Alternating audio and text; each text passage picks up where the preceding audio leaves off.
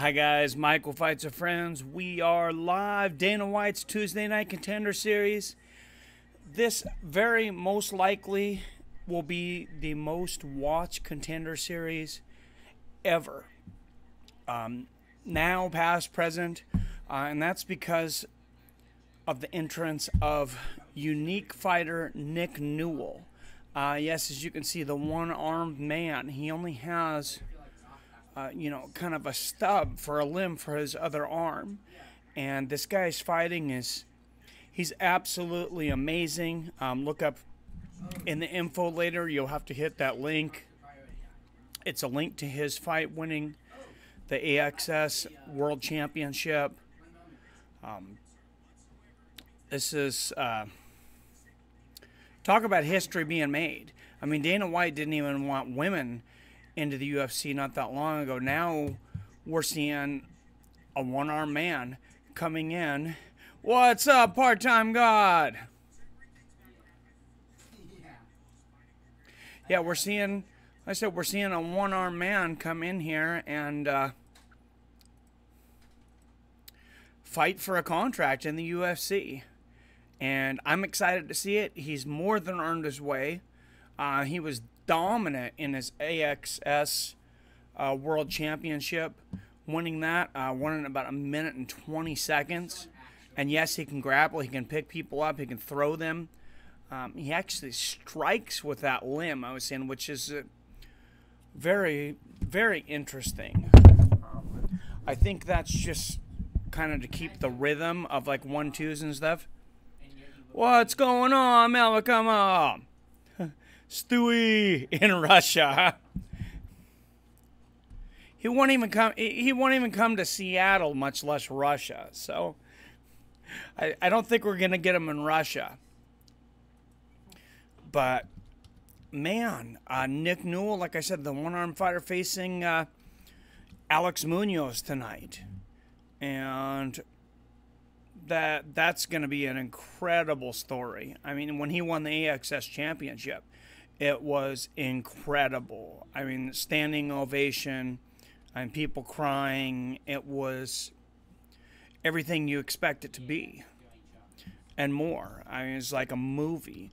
And if he actually gets into the biggest league in the world, I mean, that's amazing. Say what you want about Dana White. Recently, obviously, I've been vocal. Some of the things he's done recently, I don't agree with, but he's taken a hell of a chance here, and I got to give him props. Well, that would be awesome, Archangel. What's up, Adrian Longarms? What's going on? Yep, back to normal. I'm back streaming on a regular basis. So, as you guys probably seen here recently, the UFC Pick'em being discontinued after UFC 227. That was my fantasy MMA league. There's a better one out there, and I'm going to hook you guys up tonight. It's DraftKings. They're our new sponsor, and they're your new friend, because if you use this link in the description, DraftKings.com/r/fights with friends, you're going to get an automatic $20 in DraftKings cash to put in any pools you want to win money. What's up? Yes, he is fighting tonight. JT360 Gamer. He is fighting against Alex Munoz for a contract. But like I said, if you guys want $20, free $20 to spend on DraftKings pools, is all you have to do is follow that link in my basic info, or copy and paste it if it doesn't work. DraftKings.com/r/fights with friends. Not right now. I believe he's going to be the last match of the night. The broadcast is just starting. 5 fights tonight. All these guys will be eligible to get a contract. So,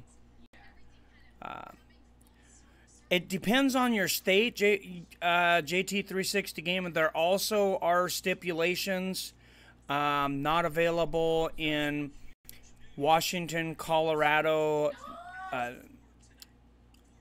Nevada, and Arizona. So, unfortunately, I think that puts us out. Because if you're here in Washington.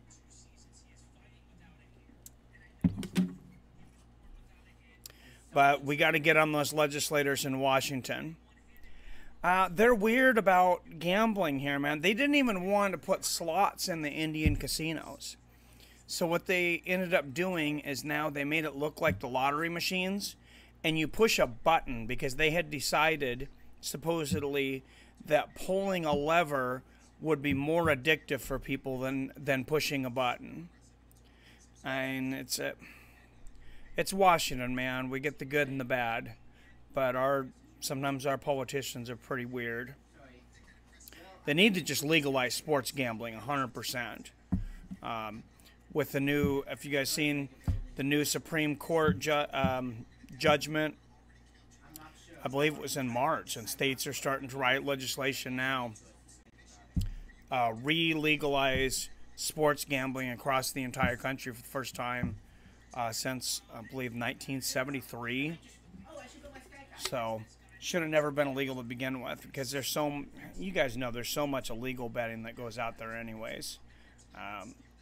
People want to bet on fights, let them bet on fights. Take the money and spend it on schools. What's going on, Pulse Resurrected?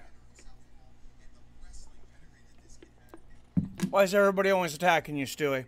What do you do to people when you're not in here?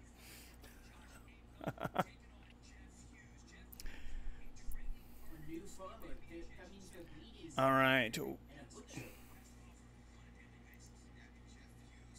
Did you see UFC 230? It's a middleweight fan's dream. Costa versus Romero. Rockhold versus Weidman, too. I seen that. And Jacare versus Branch. That's amazing. Yeah, that's an incredible card, man. I'm excited about it. I really... On one hand, it's pretty strange because Rockhold and Romero were supposed to both go up to 205. Jacare Souza had even talked about it. And now they're signed at 185 again. I don't really want to see Romero cutting that much weight again. Hopefully he has a better game plan this time. Hopefully he doesn't put on as much weight in between. But yeah, those are some incredible fights. And obviously, I mean, he was, real close to right on versus Robert Whittaker, and the weight loss didn't seem to affect him too much. I wonder if they looked drained or missed weight. Yeah, that's the thing. Well, I wonder if they're going to be weighing in the afternoon, because there's many fighters that say they don't want to weigh in the afternoon. They want to weigh in the morning. I almost guarantee you, Yoel Romero would love those extra 7-8 hours to get ready for the weigh-in. Yeah, it gives you less time to rehydrate. But for these guys that are making, that are missing weight by like a pound or less, they should all make weight. Fights are starting now. Tonight we got Nick Newell versus Alex Munoz at lightweight. Jim Crute versus Chris Birchler. Light heavies. Featherweights Mike Davis and Sahid Yusuff. And then we got some heavyweights. Up next we got Cooper and Kawaihai. Featherweight bout. Oh, and hurry up if you guys are not on UFC Fight Pass. I mean, you guys know they always have like a 7-day thing. Right now they have a $4.99 special, $4.99, and get UFC Fight Pass for the rest of the Contender Series. So if you're not watching it online right now, I mean, for $5, that's a hell of a deal. Well, thank you, Archangel. I'll have to remember that one. Romero versus Costa, not official. UFC dropped the ball. So there's a lot of chat. If you guys haven't noticed, there's constant chat coming into the UFC, and they like to time these, I'm noticing, around events. Because I'm looking, of course, after the Shogun Rua and Anthony Johnson fight, right afterwards, Alexander Gustafsson comes out with this letter, or excuse me, Daniel Cormier comes out with a letter to Alexander Gustafsson. Alexander Gustafsson drops out of the fight for a, quote, minor injury. And then today, they know it's Tuesday Night Contender. They know we're getting ready and we're watching. We all want something to talk about. And they drop, you know, all these fights for UFC 230. They announce them all in Madison Square Garden. It's no coincidence. It's like one of those things, I think right now, it's like no news is bad news. If there's an event coming out, I think we should expect to hear a lot of MMA news coming out around every event. Right before and most likely right after.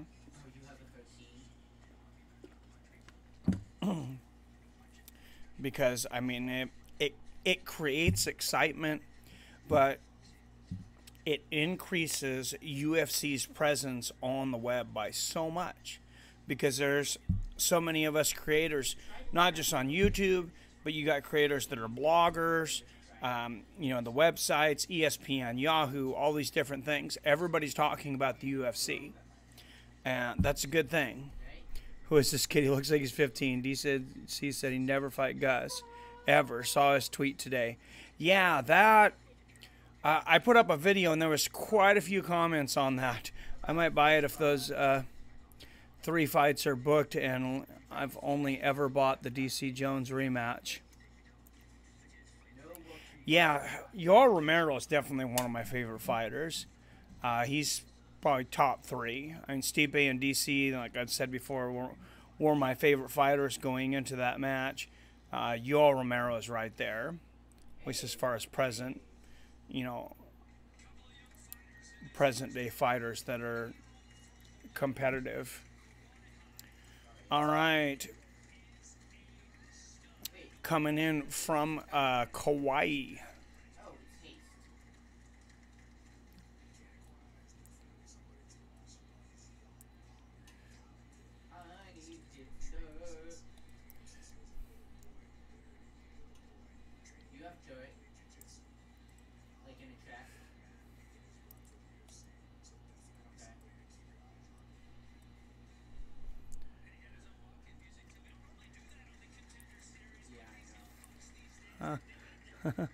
Dude doing shoulder presses, yeah, that's hilarious.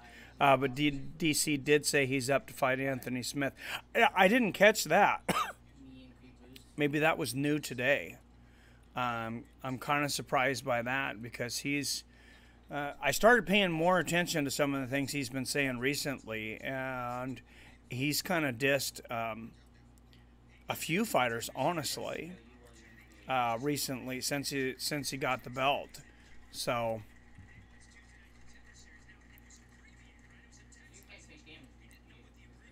20-year-old shoulder presser from Hawaii.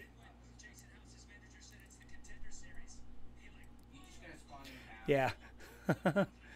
I like it. Versus Jiu-Jitsu Prodigy. 17 years old? I don't know how old he is. I don't think he can fight in the UFC at 17. 18. Oh, they just said 18 years old. Okay. I thought they might have changed the UFC's minimum age requirements to 19. Maybe he's close to his 19th birthday. Or maybe I'm wrong, or maybe they've changed it. I would love to see Gus versus Anthony Smith. Yeah, I don't think that one's going to happen. Oh, he's 19. Thanks, Marcus Johnson. Yeah. So I think that's what Sage was when he came in. Holloway came in young. I don't know that he was 19. I'm pretty sure he was fighting in the UFC at 20. And he got thrown right into the fire. Who's more athletic, Costa or Romero? Costa's younger. That's the thing. I mean, take a prime Yoel Romero. I'm saying Yoel Romero all day. But you know, at 38 years old, I don't know. Then you got a question. Wait. I have to do this.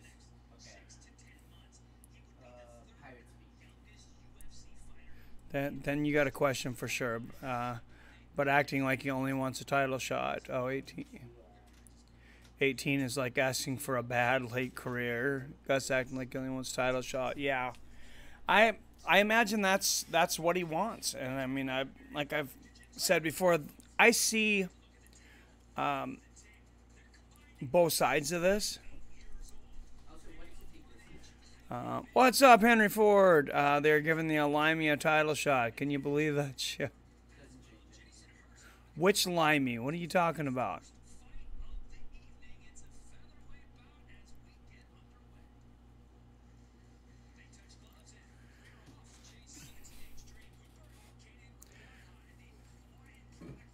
All right.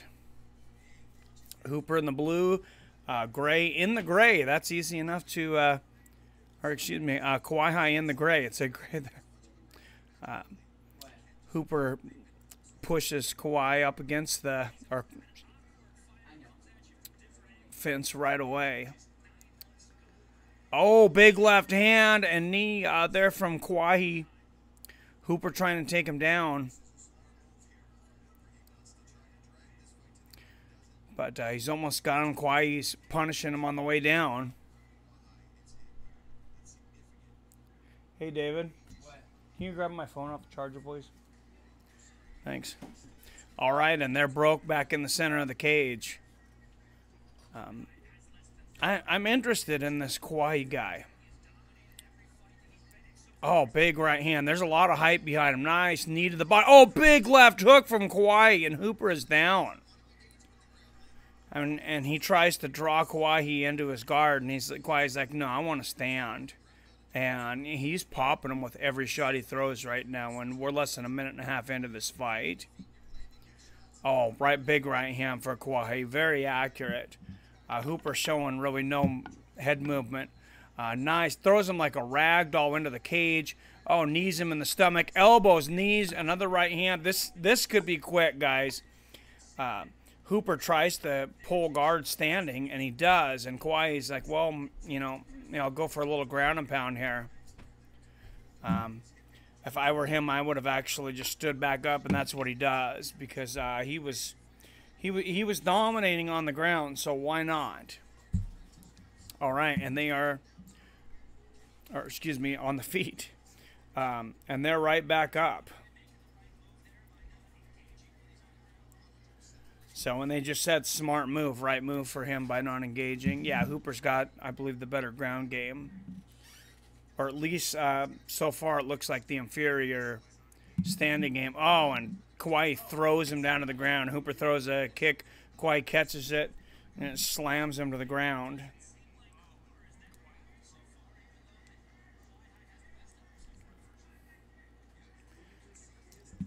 Oh, very accurate. Nice jab there from Kawhi. He throws straight, short punches.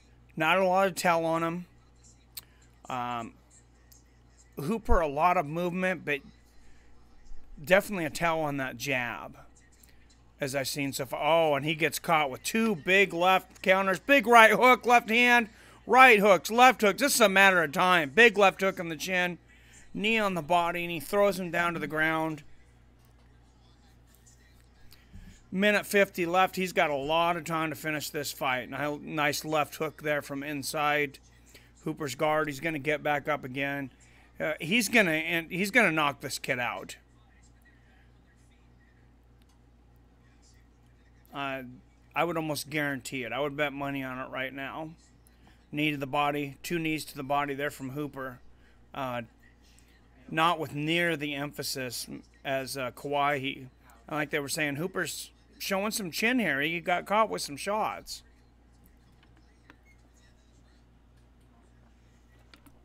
And, how much energy did Kawaihai expend throwing those haymaker shots? So we'll see. He's on top in Hooper's guard now. He's going to try and push him down and throw shots down. Hooper throwing the up kicks, and I think Kawaihai's just going to have him stand back up. Oh, big left hook as he comes up. He's not going to let him up. Oh, and he rolls him. He's going for a choke here.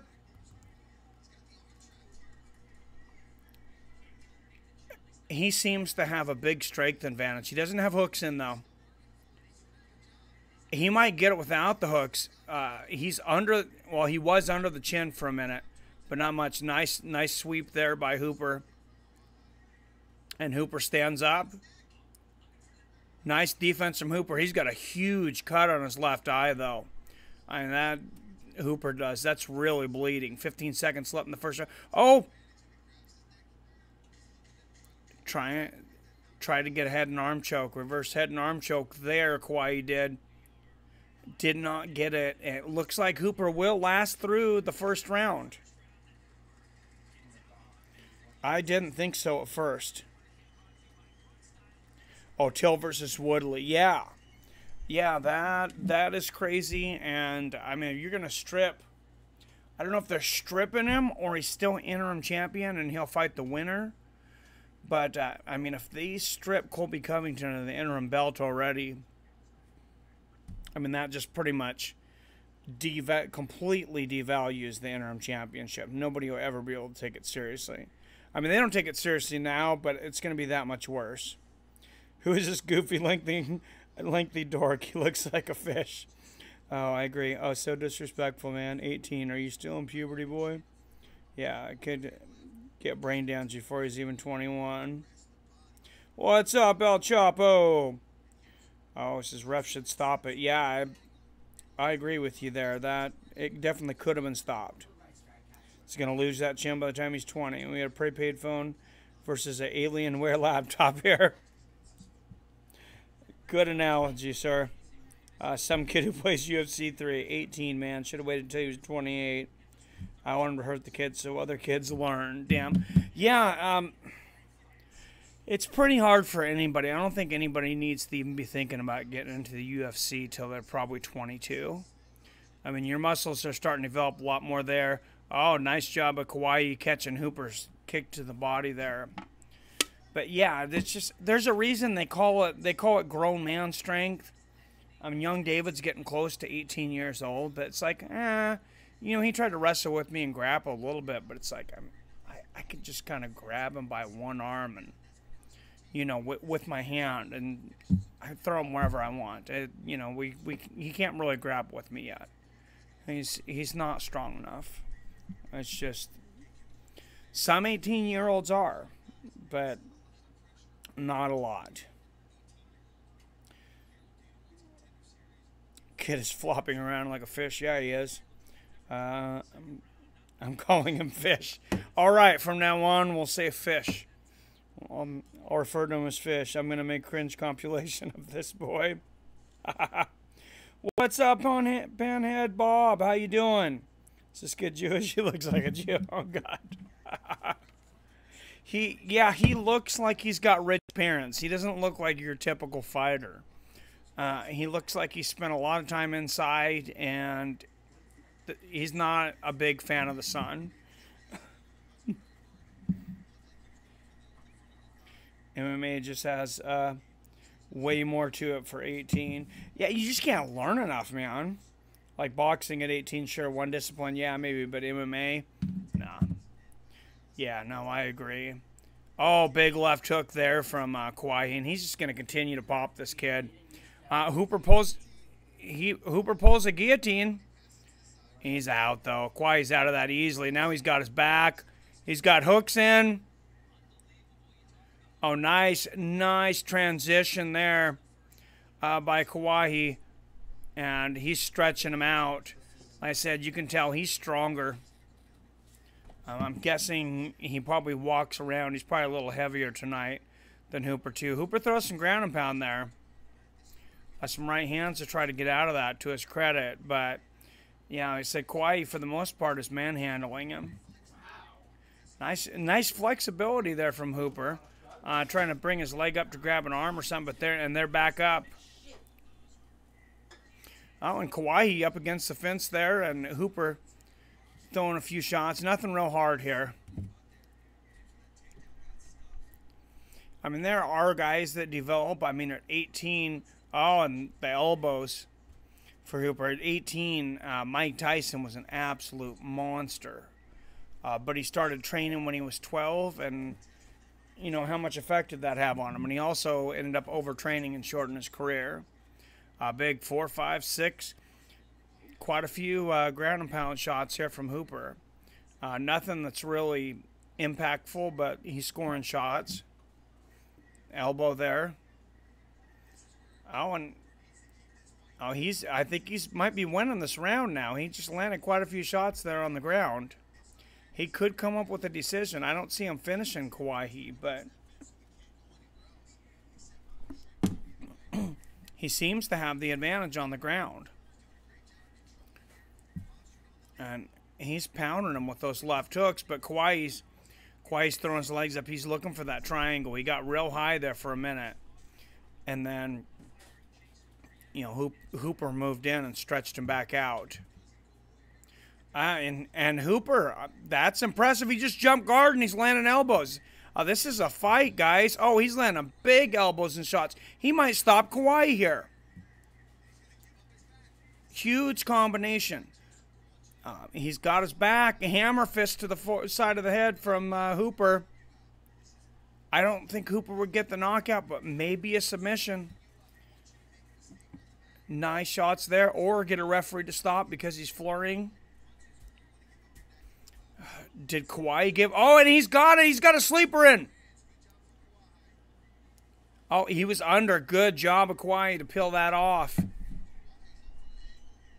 Hooper looked like he had that locked up pretty well, actually. And now Hooper's obviously been training some jiu-jitsu because he flips him over with the legs there. Getting that high rubber guard. Oh, he almost had it. I thought he was going to go for an arm there. Kawaihai stretches him back out. 55 seconds left in the round. Yeah, first round was definitely Kawaihai's. I would say Hooper definitely got the second round so far. So, I don't think he's going to get this triangle. But that's an interesting thing. Kawai's got the way Kawaihai has his arms in there. And he's going to ground and pound on the side of the temple there. Soften him up. I am impressed for 18 years old for sure. And this kid is, you know, he's showing a lot of skills. And he's under the chin here again of Kawaihai. I don't think he's going to get it because it's an arm choke. He doesn't have it all the way underneath. He doesn't have the greatest angle on that one. Nope, and he lets it go. Nice left hook there at the bell, though. And Hooper dominates the second round.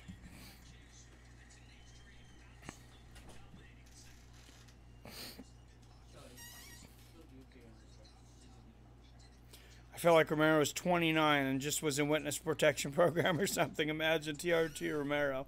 Oh, my God. Off the roof for a break. Spin and Bob. No, these are not light heavyweights. They are, I believe they're featherweights. I'm pretty sure they said featherweights coming into this one. So, what's up, China Doll? Tyson had custom auto, though, who made Tyson's 18 years look like 33 years in the boxing ring. And a lot of people don't realize that Mike Tyson had one of, if not the most disciplined outlook on fighting. When they could get him away from the partying and stuff, I mean, he was obsessed, and he realized how much trouble he could get himself into. He would sit down in Customato's basement and watch hours of Floyd Patterson and Jack Dempsey emulate things that he did. He'd be up at 2, 3 in the morning running 3,000 sit-ups a day and more. Sometimes over 1,000 push-ups a day. Nice straight left there by Kawaihai to start this round off. And he learned, I think, that he wants to keep this standing, did Kawaihai. But he shoots in, and Hooper goes for the guillotine, uses it to transition to the ground, and he's got an arm. I don't know if he's going to get the extension on it or not. It's not the worst position for Hooper. It looks like, yeah, Kawaihai's out.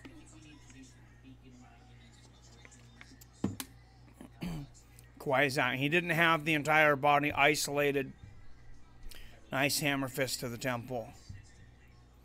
And now he's got Kawai's back and he's got hooks in. I mean, this is... After this first round, this has not been a good fight for Kawai. Big elbows. And ground and pound. Punches. He's got his back again for Kawai. And he's throwing those uppercuts from underneath. Hammer fist to the temple. He's trying to soften him up for that choke. Nice. Nice ground and pound. Just Kawai, you can tell there's levels to his defense. It looks like, oh, big elbows, though. Or at least his jiu-jitsu defense. He's not defending many of these punches. Hooper's going to really have to isolate the body of Kawaihai, I think, to get either one of these submissions on. But he's got hooks in, and he's just softening them up with all these shots. And another dominating round so far for Hooper, even more dominating than the second. Because Kawaihai has really, he landed one punch. That's pretty much the only moment Kawaihai had coming into this. He's not underneath the chin, and his hooks aren't fully in right now. Kawaihai's turned to the side a little bit. He's got a leg out, so Kawai Hooper, he moved the wrong way there. See, he wants to get on top and do the mount. If I was to say if he wants to go for a rear naked choke, but I think he changed his mind there. He's going to get some ground and pound, and now maybe look for an arm. But now he's got a great position. And now if he can pull him straight with hooks, nope, and he loses the hooks. And he's got a hook with one of Kawai's legs in there, but he's brutally grounding and pounding from the body scissors there.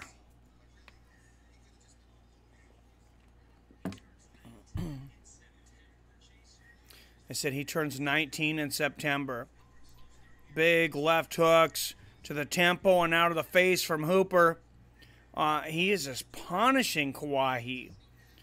Ever since the beginning of that first round, it's been nothing but Hooper. Big hammer fists again, a big left hook to the side of the temple. If Hooper doesn't defend himself very quickly, the referee might stop this fight. See, I think he should have kept on with the ground and pound there, actually. I think the referee was close to stopping that. He's going to turn him over and try to go for the choke, and he may get it anyways. He's not completely underneath the chin. Kawai pops out of the angle, and he's back and mount. Oh, and now he's throwing.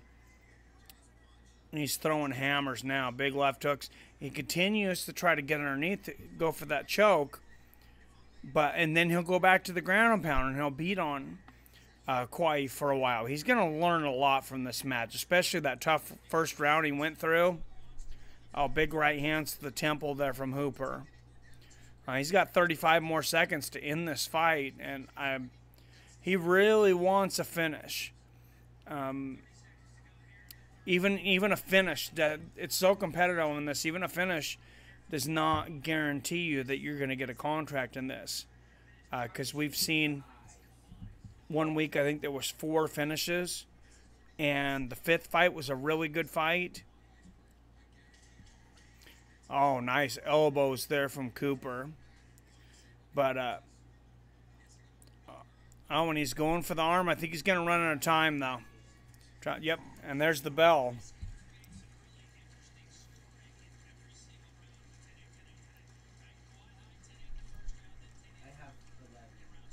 Tyson had a short career, and I think of it like a fighter can stretch out being a good fighter or have a short greatness period if they put it all into a short, intense time.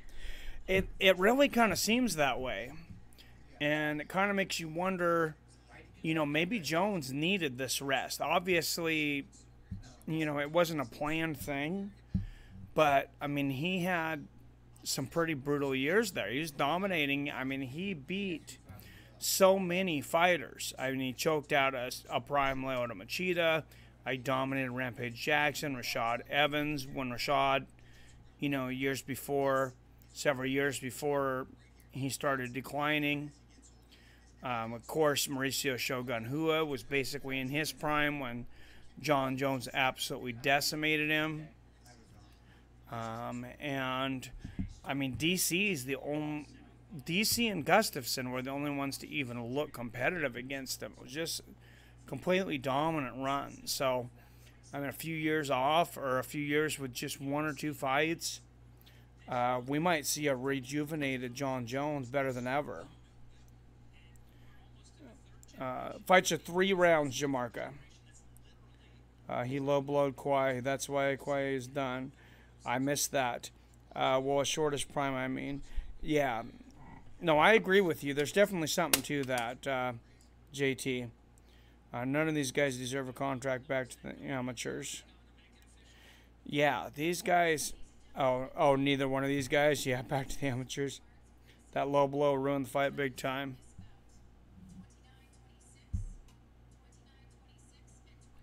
Was a low blow in round 1, says Archangel. All right, and that's the way I expected it to go. I'm going to say he doesn't get a contract tonight, but he gets invited back on the show, and Dana's definitely going to want another look at him if he doesn't offer him one tonight. Chase Hooper. I don't think he's quite old enough to fight in the UFC until September, which is not very far away, so they could definitely wait till September to get him in there.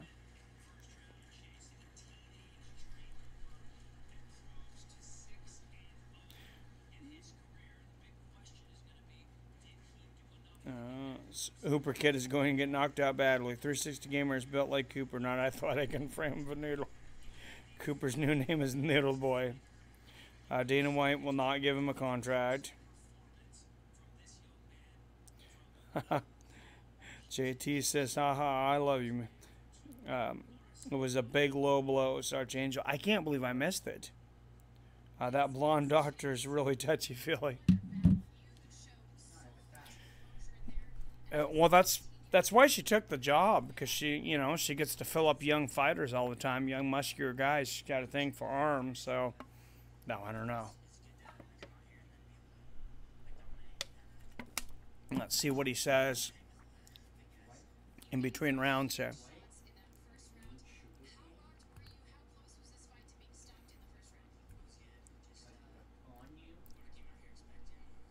Says he was good when she asked how rock you were. I don't believe that.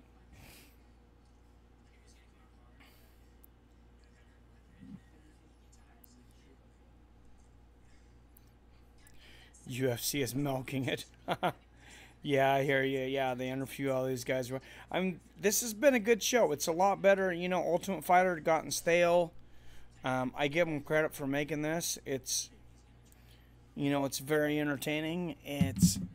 They just put together 5 big fights. That was my favorite new part of the UFC, where they would take the guys on that first night and have them all fight. You can tell stories a lot quicker. And a lot of these guys, they're living in the house. Most of them, it's not actually that entertaining. And I think these newer guys are really cautious now because they've seen how these producers have villainized fighters and make them look really bad, and things that they did look way worse than they are. So I think they've caught on to it by now. For sure. In between rounds here, this broadcast brought to you by DraftKings.com. Enter the best and biggest MMA tournaments on the web.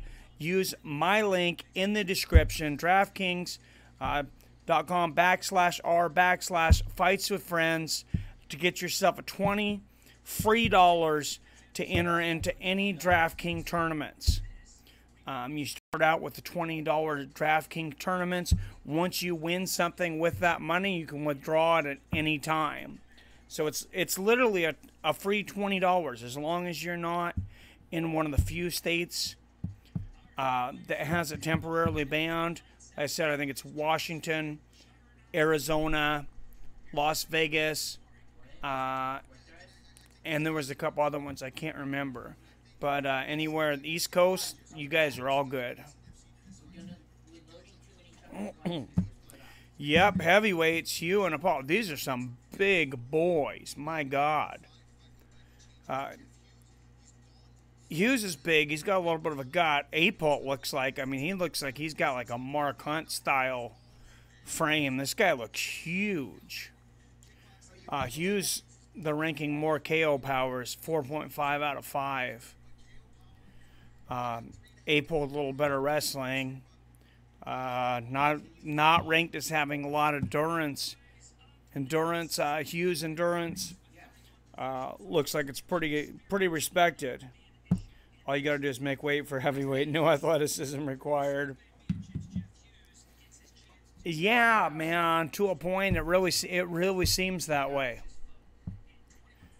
If you can put all your weight into a punch at heavyweight, you can end it. That's why there's so many fights that end so quickly. And guys learn that they're punchers. They learn that they're punchers that never were punchers. Roy Nelson actually used to out-wrestle everybody. He's a really, really good wrestler. And then he got a knockout.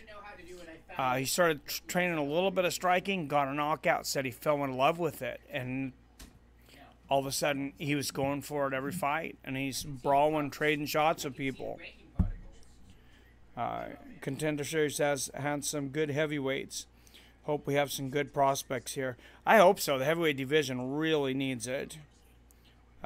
Wish I could hang out, but time to get back at it. Enjoy. All right, thanks for popping in, Panhead Bob. I appreciate you. Oh, now I can.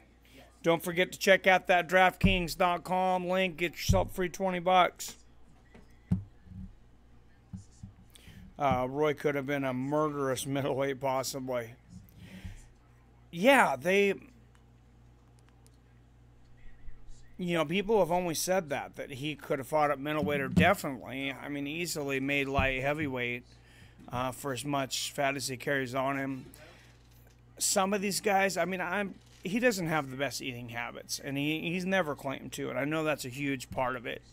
But there's some guys that can just eat whatever they want for the most part, as long as they're working out all the time.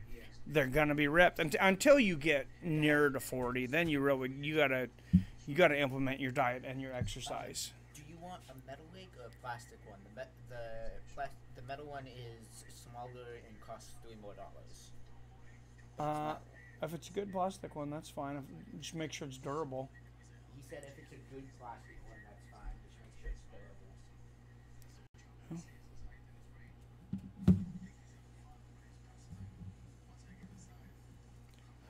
Wait, I could hang out, but time to get back at. Oh my God, UFC heavyweights is barely MMA. Yeah, it's just crack, man. It's just cracking people. Unless you're somebody like Frank Mir, Nogueira, there's been just few heavyweights that really have used their jiu-jitsu a lot. By the way, also just announced, if you guys didn't see it, Minotaur Nogueira coming back, and I believe that's at UFC 230 also, and he's going to be fighting Smiling Sam Alvey, and I'm going to have Smiling Sam on the show to talk about his fight against Minotaur Nogueira and the comeback. Nogueira, he hadn't fought since 2016, if you were wondering about him. He had a USADA violation. It's been since overturned, as much overturned as it can be. Ruled tainted supplements out of Brazil. People are saying that Weidman wasn't 100%, but they forgot Rockhold was in antibiotics in their fight, which killed his otherwise good cardio.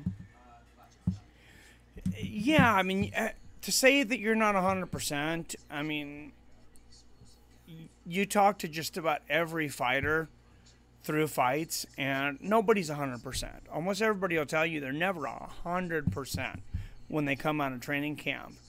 They might be 85 or 90%. Maybe John Jones is 100% sometimes, or he just fights through things. And that's one thing. Say what you want about John Jones. That guy has an iron will to fight through pain. I just think he has such a huge pain threshold. I mean, you seen that arm bar that Vitor had him in, where he basically just about had his arm broken, completely extended, and ripped his way out of there. If you're an athletic big guy, you have an opportunity to spark some UFC heavyweights. Prospects can rest easy. Yep. What's up, everyone? Did I miss anything? You missed one fight that went to a decision. It wasn't a bad fight. I don't think either one of these guys will get contracts, though. And heavyweights are up next, man.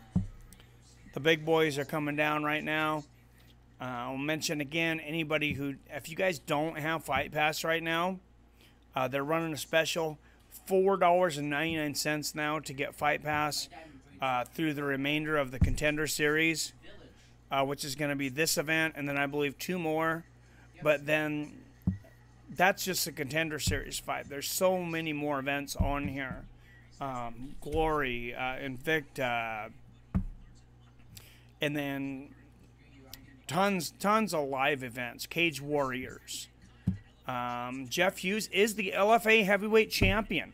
3-fight win streak, 3 first-round finishes. LFA has been putting itself on the map basically as the UFC's feeder league. There's been a lot of guys coming out of the AFL. A lot of the ones in the Contender Series here have been in the LFA. And a lot of guys that have just came into the UFC are from the LFA. 253.5 pounds for Jeff Hughes, 252 for Josh Appelt. Josh Appelt at 35 years old, though that's a pretty old prospect. Jeff Hughes, 30 years old, and he's also got a 7-inch reach advantage, 77 to 70-inch reach. Jeff Hughes, 6'10", Josh Appelt, 6'2", excuse me, Josh Appelt, 5'10". Can you watch certain events live? Yeah, there's quite a few live events. There's only a few really UFC events live every year, but there's a ton.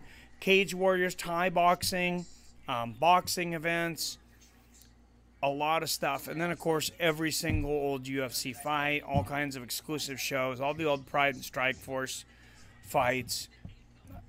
Nice 1-2 from Hughes right out of the gate here. Hughes in the red. Appelt in the blue. These guys are just beasts. They kind of look like twins, to tell you. Oh, big left hand and straight right there from Appelt, and he throws a left hook and a big left uppercut. Oh, he's expending a lot of energy quickly. You can tell he's going for a finish. Gets a single leg, trying to swing Hughes to the ground.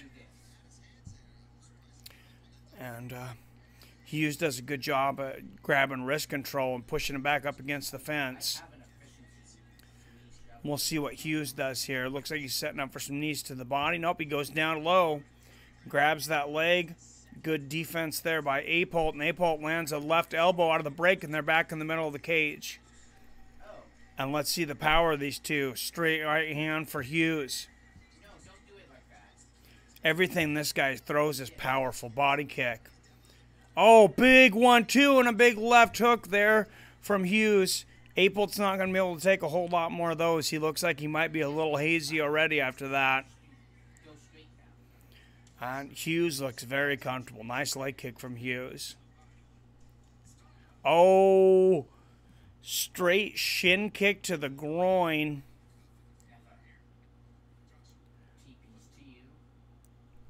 There from Josh Appelt. Gets Jeff Hughes right under the sack with that shin. Oh, no, it was his toe, actually. When they got on the slow-mo there, he's not taking much of a break. I disagree with that. Maybe he wasn't hurting for very long. But, Appelt throws a big overhand left and misses. Big straight right there for Hughes lands. Groin shot wasn't affecting him on that. Spinning back fist attempt for Hughes. Lands a body kick. Front leg kick lands for Appelt. And both these guys, a lot of knockouts, big power. Oh, big right hand there, lands for Appelt. Knee to the body from Hughes, and Appelt pushes Hughes' head down. Oh, but Hughes grabs the leg, sweeps the leg out from underneath it, and gets the takedown. And he's on top in Appelt's guard. Appelt trying to wall walk. Hughes really not working to get him away from the cage. And he's back up, and they're back in the center of the cage. 2:15 left. Is that too fast? Nice leg kick there from Hughes. I wasn't sure. Yes. Body kick lands for Appelt. And, oh, big right hand there for Hughes. And that might have hurt Appelt. I think he's been dazed a couple times from the power of Hughes. Another right hand from Hughes. Right uppercut from Hughes. Oh, he's covered up, and almost all that got through for Hughes. He lands a 3-punch combo. Not a good idea for Appelt to keep eating those shots. Straight left and a jab lands for Hughes, and he goes for the takedown. Seems to be trying to show off his entire game here. Takes Appelt down to the ground. He might have side control here. I can't see his right. Nope, he's got his right leg hooked. They changed the camera angle so I could see it now, but he's in a pretty decent position actually to strike, though, because he's got Appelt, pushed up against the fence in a way he can't move very well. He's ground and pound and trying to finish this. Oh, he just landed about 15, 20 shots in a row right on the temple. He is teeing off. Referee's going to stop this soon if Appelt can't find some way to defend himself. Hughes just teeing off. This is going on. Oh, hammer fist. He probably just landed 35 shots. Oh, big right uppercut from Hughes, and Appelt is out. That's going to be it.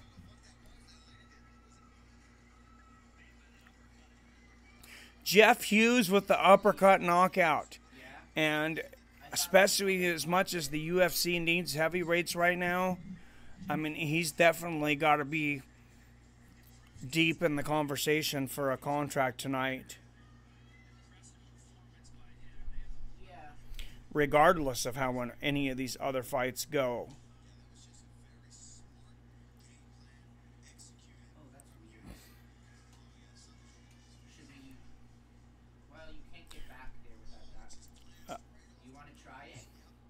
But yeah, you get a lot of stuff with Fight Pass. You also get a bunch of exclusive shows.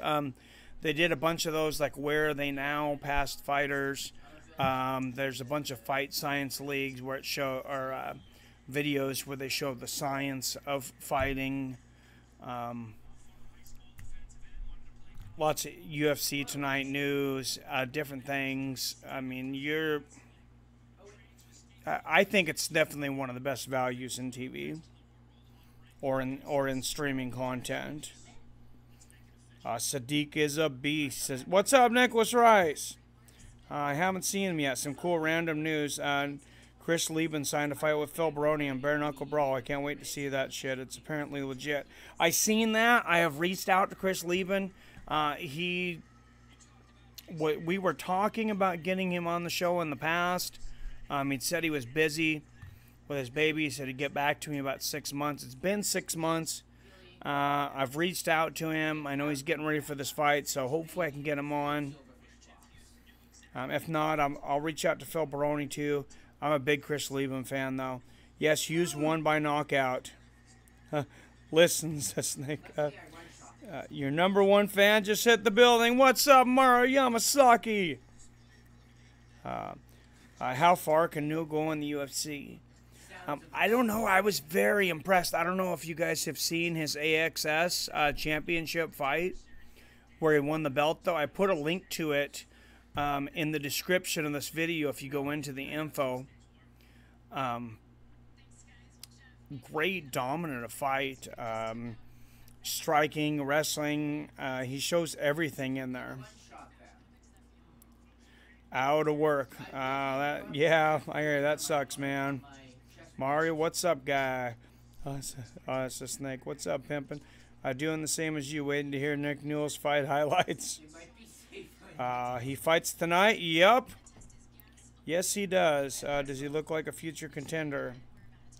He definitely looked like it in the AXS Championship fight, man. He looked really good. Sinks his weight, I may be wrong. Okay, yes, he fights tonight. Yep, wrong, my bad. I don't think he does. Yeah. Newell fights. I wish I could watch this, Mario. No fight pass. Damn, same. Bro, no VIP. Do you think Newell wins? I think Newell wins tonight. I think he does. He's going against Alex Munoz. I think he's got an advantage going into that fight. I haven't seen a whole lot of Munoz, but I mean Newell's only loss was to Justin Gaethje, and that was, that was just war. And that was a while back too, but no shame in losing to Justin Gaethje. Ask Michael Johnson.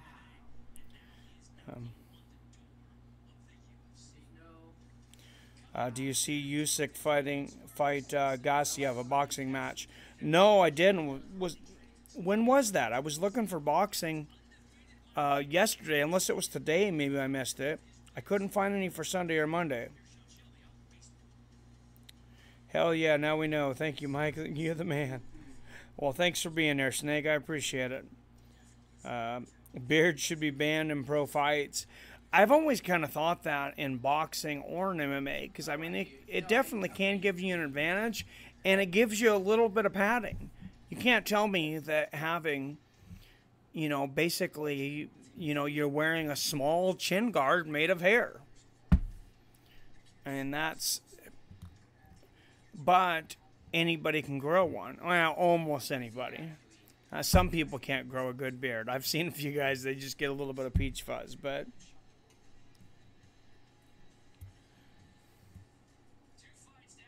Do you think Sodiq wins? Sodiq Yusuff, I do pick him against Mike Davis, yeah. I think he does get that one.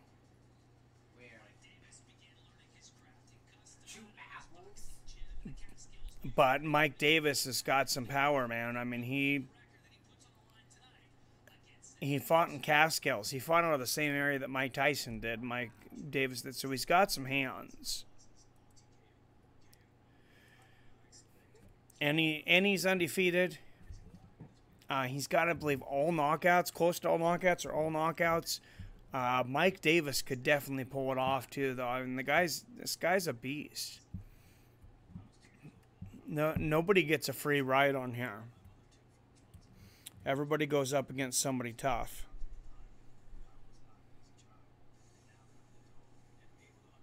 Mike is legendary, says Mario. Well, thank you.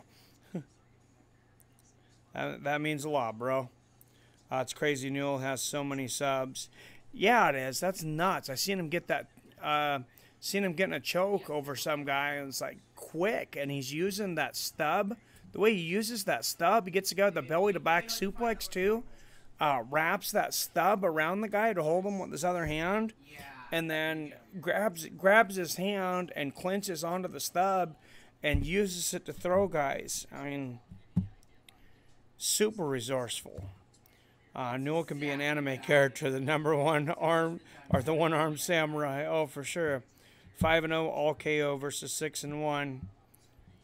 Yeah, this should be another good one. Rashad Evans says Newell's win record is unusual for his condition. Yeah, it's a good way to put it. Yeah, like no shit, of course.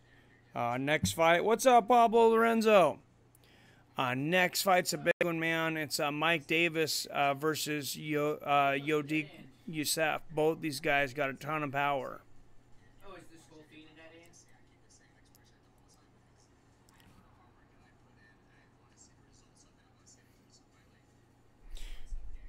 Get Newell a cyborg arm. Insinuation people are letting him win. Tonight we will find out. No, people are not letting him win. You're not putting your career on the line to let some guy win. You know, especially when you're going for a championship in a league where you could be end up getting a UFC championship fight yourself. He was very powerful. It was quite obvious to me that he was very powerful.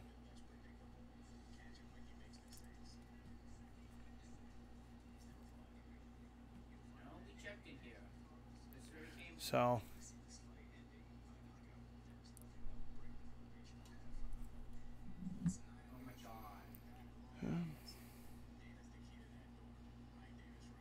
Cyborg Newell has the snake. Canelo's beard versus Triple G. Yep, and guys use that beard to rub it against each other on the ground too. That's the thing. I know it can be beneficial when people go for chokes, because it was allowed in judo, and we had the gis too. But when I was in judo, I would grow the hair out underneath my neck. I wouldn't shave that part, and it makes it harder for guys to get underneath it, I think. You can wet the beard too. Yep. Sucks, Venata, Diakis, and Meek have been losing. They're all super exciting and dangerous. Yeah, they didn't seem to fight up to their potential, definitely in Germany, but that was kind of disappointing. Mike, do you remember the UFC fighter that was missing a pectoral muscle? I do. I can picture the guy right now. I can't think of his name. But yeah, I know who you're talking about. Like, it looked like part of his chest, like half of his chest was caved in. And yeah, he was a decent fighter for sure. He ended up fighting Tito Ortiz, I believe, for the championship. Meek could be a superstar, but his matchups are horrible. Yeah, you gotta email. Yep. I used to wonder what was wrong with that guy's chest. Yeah, Trey Teligman. Thank you. Good memory. What's up, Jason? How's it? Fedo.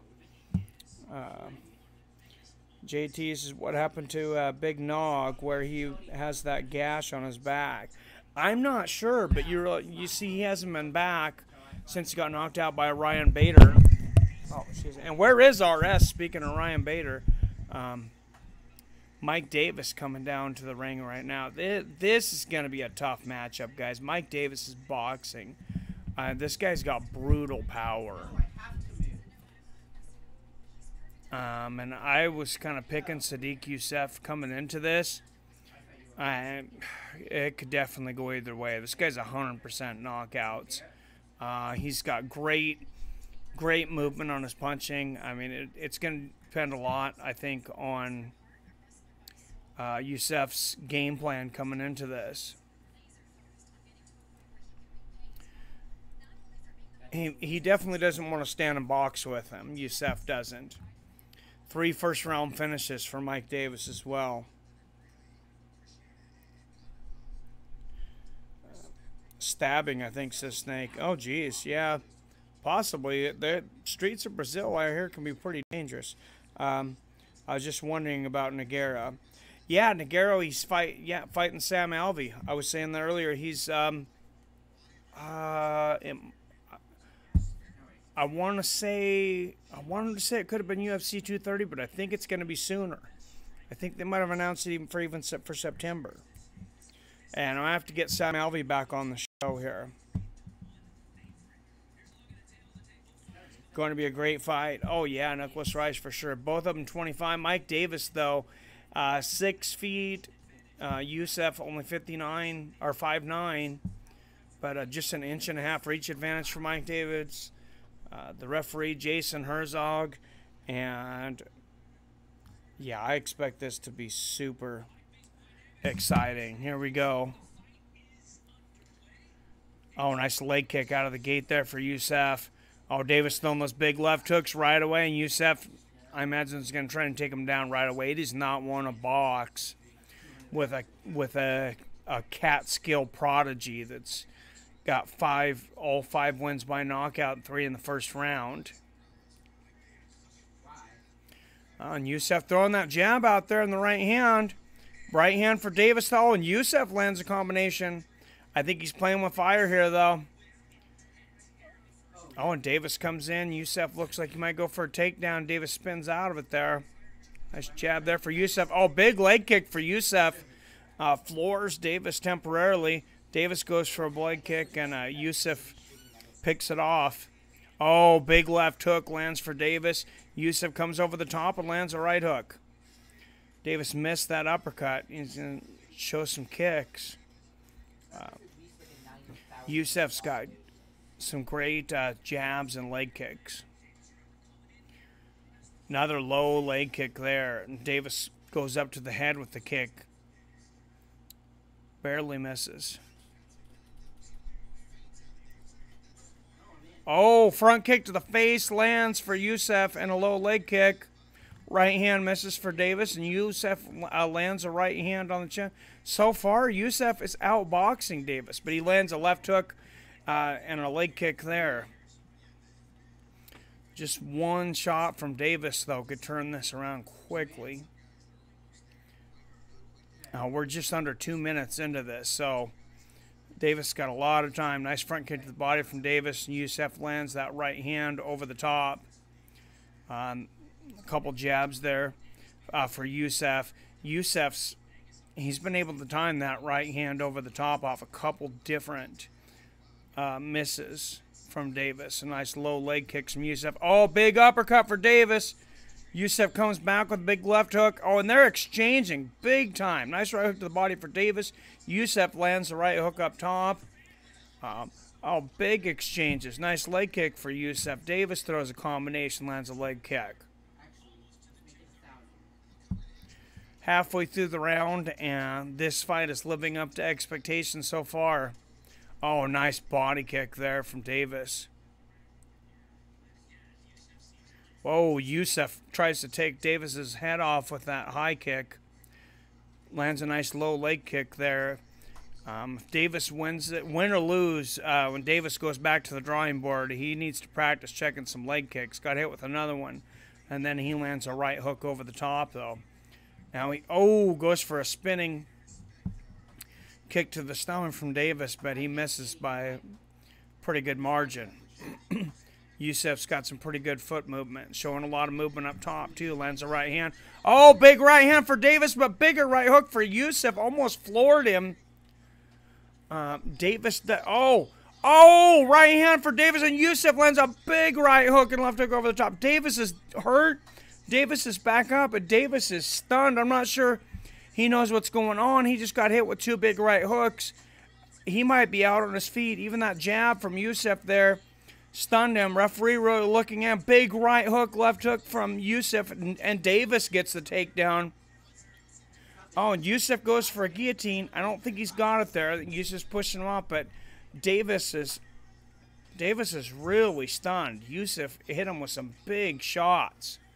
Davis going for that takedown now, and Yusuff throws him down to the ground, pushes him up into the cage. Oh, and he's going to go for a guillotine. Oh, he's got a good angle on it this time. Oh, and he's out. Oh, another big right hand there from Yusuff. Davis is in a world of hurt right here. Another big right hook from Yusuff. Nice leg kick from Yusuff. He's mixing it up. Davis continues to throw.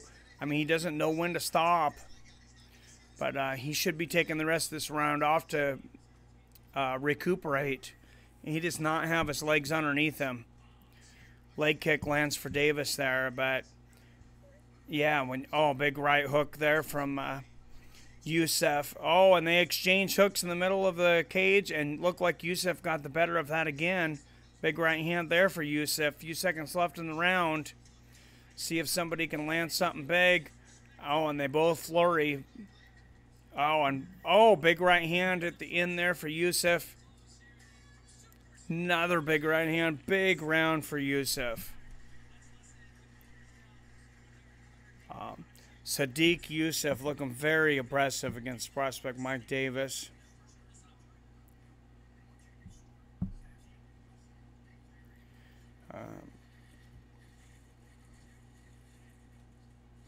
RS is taking a nap. It's going to be a great fight. He's always stressing about some shit. I thought Big Nog had the gash. I don't know. He should be allowed a prosthetic. Ryan Bader is actually a really good light heavyweight, but I've never liked him much. Bader is decent, this thing. Wasn't Little Nog, never as good as his older brother. No, he wasn't. I remember Rubble versus Little Nog. Yep. I remember that. Yusuff boxing isn't bad. No. Didn't Schaub get knocked out by the Nagaro brothers? I believe he did. Little Nog had a few. Good fights. Big Nog and Pride was dangerous. Cuckold versus Weidman confirmed. Yep, UFC 230. I seen that. Sucks Todd Duffy didn't live up to his potential. That guy's got some power. Todd Duffy was juiced as much as Brock. That's probably true. I hope Rockhold wins, honestly. Todd Duffy was yoked like crazy. All right, and here we go, round 2. I said Sodiq Yusuff, pretty dominant in that first round. Mike Davis starts out this round with a front kick to the face that lands, front kick to the body. Oh, and he lands a big 1-2 and a nice right uppercut. Oh, big right hooks, knees to the body. There from Davis. Oh, big right uppercut from Davis. Yusuff lands a big right hook, and Davis might be hurt again. He goes for the takedown. Another big right hook from Yusuff. These guys are warring. Does Mike Davis remind you guys a little bit of Mike Perry? Like, definitely his style reminds me of Mike Perry. A nice leg kick there from Yusuff. That's straightforward. He's got a lot of power. He wants to war with you. Let's not talk about wrestling. You know, he gets hit. Nice leg kick from Yusuff. And of course, Mike Perry and Donald Cerrone. Looks like that one's signed to come up here soon. Oh, nice left hook there from Yusuff. Davis landing that jab there. Nice leg kick from Yusuff. Yusuff has some really heavy leg kicks. Those low leg. Oh, big right uppercuts and hooks from Davis. Yusuff landed that big right hook over the top again, though. Davis lands the jab. I'm impressed that Yusuff is boxing with Davis and getting the better of it. He's hurt him several times. And he's taken some good shots from Davis and shook him off. They exchanged leg kicks and a flurry of punches there. And Yusuff, he keeps his hands low, very low. And he'll throw out that shooting straight right from the orthodox position. And he's good at getting angles on that right hook over the top, as we've seen. He's landed that just about every time he's thrown it, it seems like. Nice front kick to the chest there from Davis. Davis trying to figure out how to get in without getting caught again. Starts filling with his jab. Lands a right hook to the chest there, does Davis, halfway through the round. Oh, nice body kick there from Yusuff. Oh, big leg kick from Yusuff. And Davis lands a side kick to the knee. Oh, big right hook to the body for Davis. He needs to keep going to the body, I think. But Yusuff lands a 1-2 there. He's just got to watch out for Yusuff counter. He keeps getting countered with that straight right hand over the top and the right hook. Davis landed a couple jabs in there, exchange jabs. Oh, left hook, right hand there from Davis, and Yusuff lands that right hook again. Not quite as hard. You can tell Davis trying to emulate that Mike Tyson peekaboo style with the head movement. Goes up with the head kick. Not a whole lot of tell on that, but Yusuff was able to block it. He's seen it coming. Yusuff with quick reflexes.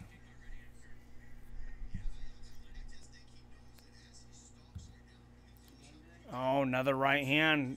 That touched Davis. Oh, and those big low leg kicks. I mean, he's just really punishing Davis with those leg kicks. Almost knocks him down every time. There's another big one. I mean, that's gonna take away some of your punching power too. It can. Front kick to the body lands there for Davis. Another one. And Davis continues to stalk. Yusuff lands a straight right over the top. Oh, right hand lands for Davis, but Yusuff lands a left and right hook combo. Davis backs out for a minute, resets back in that peekaboo style. Oh, spin kick to the body there for Davis.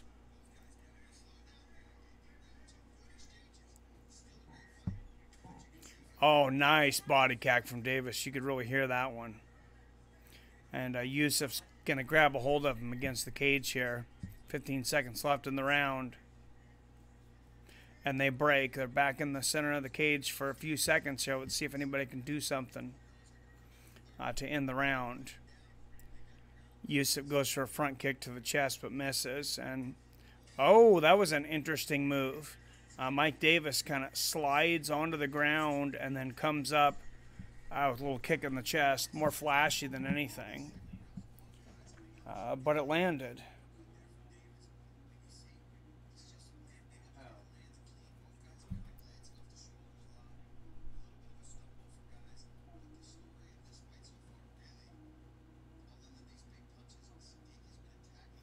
What's up, Jay Smooth?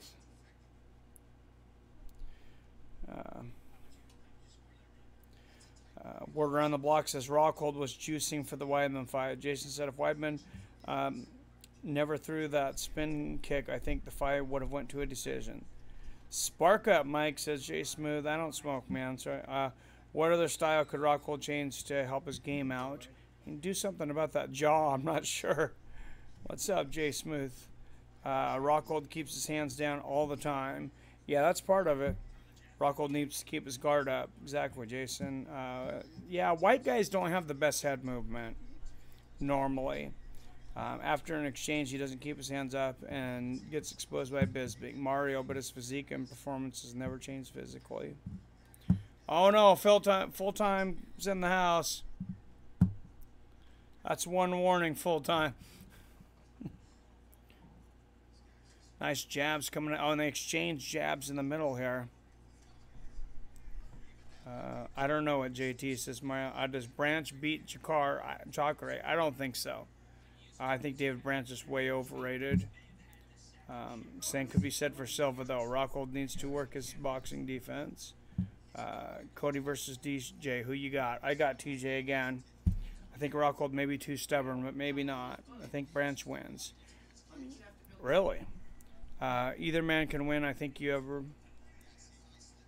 is on the ball, whoever's on the ball that night gets it. I got TJ again, but I think it will take longer. Why Branch, Mario? Says JT. Branch has more tools. Another one of those big low leg kicks there from Yusuff. And Davis goes for the body kick. Davis shucks it away. And Davis lands one of those low leg kicks. And a jab here off the duffel jab. Jacare is predictable. I was actually glad Rockhold beat him. He thought he was Mike Tyson for a bit. Another nice low leg kick there from Yusuff, and they go up against the fence for a second, push away, and they're back to standing. Nice low leg kick there from Yusuff. Both these guys have done well standing. At times. I think if Cody catches him, then he could win. Cody almost won that last fight. Yeah, he hurt him. He had TJ hurt for sure. They're evenly matched. Cody knows where he went wrong. I think a big part of that, honestly, with TJ not going out and nice left hook over the top from Yusuff and a leg kick. I think a big part of that was TJ doesn't drop a lot of weight. And I think when you drop a lot of weight, I don't think you take shots as well. I mean, obviously, it's kind of a fighter-to-fighter thing, but I think there's definitely a difference. You dehydrate your brain and then bash it in. That can't be good. Yusuff lands a nice right hook over the top. I would like to see the trend. Oh, and they exchange Yusuff with the right hook. Davis with the left hook over the top. And nice jab there from Davis. A little over 2 minutes left in this last round. Nice jab from Yusuff. You'd have to think Davis needs a knockout at this point. Oh, nice. Nice head kick there from Yusuff. That got through a little bit to the face with the foot there. Nice body kick from Davis. Davis, he's got to cut the cage off. He's got to get those angles. And every time he comes forward a little bit, Yusuff, he's letting Yusuff turn out of there. And when he turns one direction, he needs to go back the other way and cut him off. Davis is gonna. I think Davis needs to work on that footwork, which is kind of odd for a boxer. Oh, Davis, kick to the stomach there. Nice body kick for Yusuff.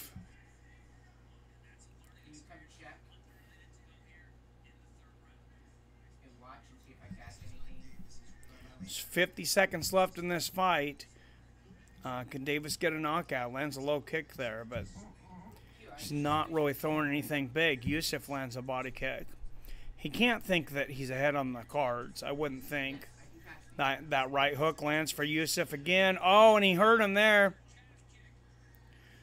Calf kick to the head. He got him with the low kick in the legs and then in the head. Nice body kick lands for Davis, but Yusuff stunned him there. Oh, and he went up to the head again. Davis blocks it.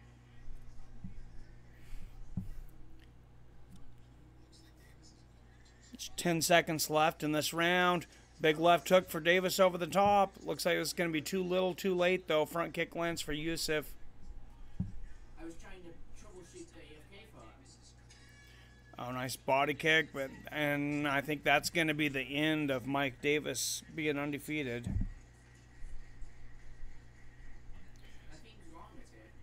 Now they're evenly matched. Cody knows where he went wrong. It's really evens. 360 gamer. Only way Cody loses is by decision, in my opinion. Cody got too cocky in the second. Yeah, I agree. He should work his neck, and you can probably work on your jaw partially. There's fighters that say, I mean, I'm not sure how proven a lot of these things are, but I know there's fighters that have chewed gum. Rocky Marciano used to chew his meat. He used to believe he'd chew his meat until it was like hamburger, like 50-some times, and he believed that strengthened his chin. I don't know if there's anything to that.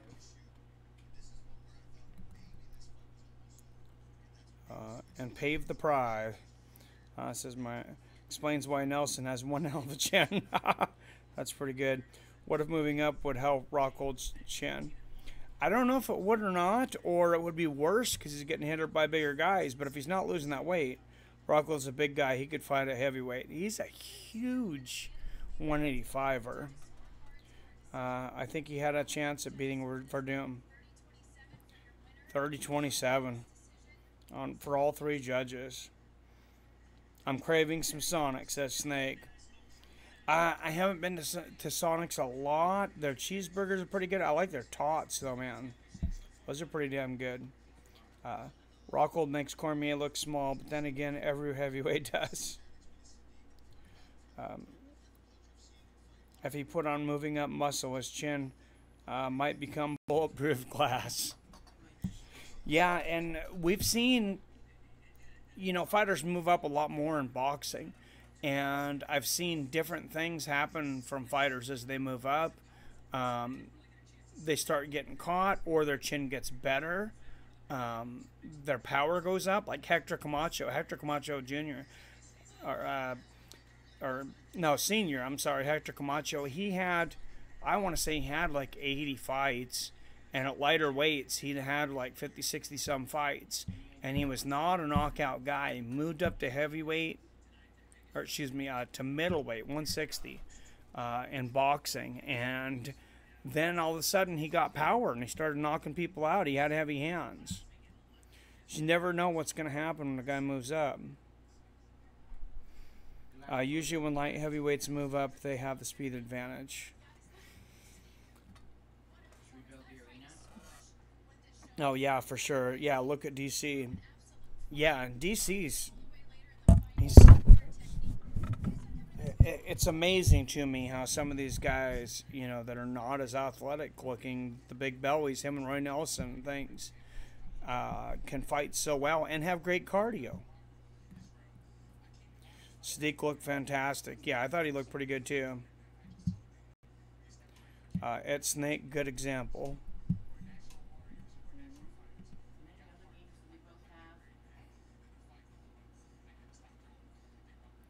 I work on my neck a lot and I feel the good effects. Yeah, do that, you know, that one in the gym. Do you do the, what do you call it? It's not a neck press, but it's where you put the weight behind you and you stretch your neck out. I can't think of the name of it right now.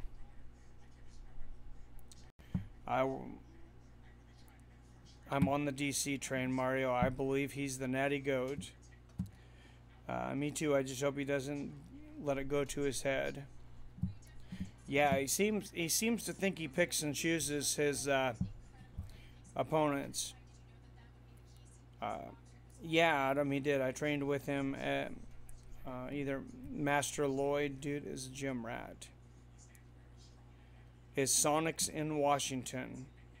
Sonics, I don't. They could be coming back soon. They're imploding the Key Arena, and they're building a new $600 million stadium. Rumor is that they already have an NHL. They've already made a deal with the NHL to bring in a new NHL team to Seattle, and I think that's going to bring a basketball team very quickly. Now, I would imagine. Finally, Newell fight yet? Nope, he's the last fight. Zoltan, we got one more. We got Jim Crute versus Chris Birchler, and then it's Nick Newell versus Alex Munoz. So, just in time, man.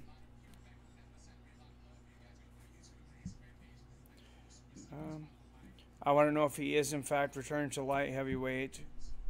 Only he knows right now. Like DC versus Lionheart. I don't see DC ever fighting light heavyweight again. He doesn't want to lose that weight. It's too tough on him. Newell's the last fight. 2 more to go. Yep. I don't think so, says Mario. Cormier should be a 3-weight champion. If he really wanted to. Could be. Yeah, he could make middleweight. He carries so much fat on him. He barely could make the weight when he was at light heavyweight. What's up, pimps? What's going on, Zoltan?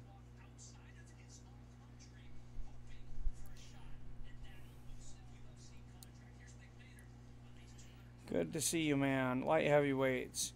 He could go vegan, says Jason. Welterweight Rumble versus Tyrone. Who wins? Even drained Rumble was powerful and quick. Hell yeah, he was.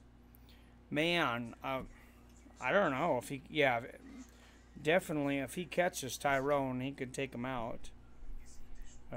Yeah, good old towel trick, says Snake. With a professional nutritional coach and time, DC could make middleweight. Seems like it. I'm calling they put Sodiq on the development program. So a semi-contract. They might. That's pretty rare, I think, unless you get a finish and you're impressive in the finish. He's definitely going to get another look. They're definitely, I think, going to want to look at him again. They might bring him back in the Contender Series. They've done a couple guys. You my ninja at Snake, says Mario. At Jason, only in a video game you will see DC at middleweight. Yep. Yeah, I know. I won't see it, but it would be possible. You my guy, Mario, says Snake. DC versus Anthony Smith might just look like Volcon versus DC. And by the way, I was talking about the food place, Sonics, but I'm glad about the B-ball news. Oh, of course. Yeah, no, there is Sonics in Washington now. I have one. They're in Eastern Washington, but they just opened one up in Marysville, which is it's a couple miles away from where I work. I've only been there. I only went there once since they came in, but it's pretty good. Fedor was Bellator tournament. I think DC being heavyweight GOAT is in question. Then you got to bring Fedor over, man. You got to bring Fedor over and have him fight John Jones or DC. At DC's age, it's not possible for him to maintain a middleweight career. Could he make the weight? For sure. It would take him way too long to cut that to be consistent at middleweight. And that's the thing. You get to 40 years old, it gets pretty damn hard to cut weight. Especially if you don't have the best genetics and things. I mean, like Yoel Romero, you look at him, he's super ripped, and he's like 40. I mean, a lot of that's years of training, but a lot of that's genetics too. I mean, some guys, they end up with thyroid issues or whatever it is. Who knows what's going on with DC? If it's all just eating, if he could have an underactive thyroid, some different things that could slow down his metabolism and, keep him from getting some of that fat off. Who mentioned DC versus Fedor? That would be epic or Snorefest. Yeah, that would be good. What is Corey Anderson's future? He deals with losses well.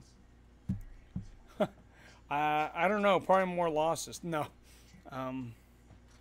I kind of think of him as like a gatekeeper type. I don't see him really being a contender. You never know, but I'd need to see some impressive wins over some top 10 guys to really put him in the picture. Laura Sanko looking real good tonight. She always is. She's probably the best looking announcer out there right now.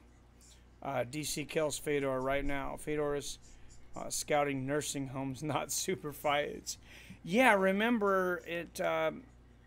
He looked old and got knocked out by Dan Henderson, and that's been probably 5 years. He did take a little break. I think he just landed a good shot against Fedor and caught him. Or against Mir, excuse me. Cormier must have been eating Khabib's tiramisu. Yeah, he was eating a lot of something. Scouting nursing homes with hot supermodels with Russian President Putin. He is only 28, Corey. Yeah, he is young. You never know. I just don't think about him as like championship level contender, but string together a couple wins. You never know. The light heavyweight division looks like it's about to be wide open. If Chael beats him, ouch. Chael can beat a lot of guys. His wrestling is so good. His takedowns, and he's really good at keeping guys down. I mean, he out-wrestled Tito really bad. And Tito, whatever you want to say about Tito, Tito's about the same age, if not a year or two younger than Chael, I think. And, his wrestling's been phenomenal throughout his career, and Chael just schooled him. Shogun Wrestling, what would Cormier do? Oh, that's funny. If OSP a gatekeeper, is OSP a gatekeeper or a prospect? He's a win. He could be a win away from either. He's kind of in that transitional point right now where he's beaten some guys and then he's gotten caught a few times. I think he's risking getting to that gatekeeper status. Chris Birchler, former CFFC heavyweight champion. 4 first-round finishes, 3 wins by knockout. I've never heard of the CFFC. There's so many organizations now. It's crazy. Always pick the ginger in fights. Historically good win percentage. Underdogs and hella strong durable. In a perfect world, Fedor in his prime versus Cain Velasquez in his prime. Oh, yeah, for sure. Zoltan says, yes, Snake Epic. Prime Rampage versus Prime Newell. I think Newell absolutely destroys him. I think Rampage definitely got lazy, but I also think the game passed him by. And he didn't do a whole lot to stop it. He got really depressed. I don't think a lot of people realized because he only seems pretty happy, but Rampage has been dealing with depression for quite a while. And he's got a lot of regrets in life. He says that he wishes he would have never fought and he would have stayed. I can't remember if it's Missouri or Mississippi. One of the misses. That he would have stayed there by his cousins and family and got to know him instead of being a fighter. Jim Crute, undefeated, 7-0, finished all 7 wins. 5 knockouts, 4 first-round finishes. Some guy with some finishing power here. Prime Kung Lei versus Prime Anderson Silva. Anderson Silva all day. I don't think Poirier or Eddie gets the belt now.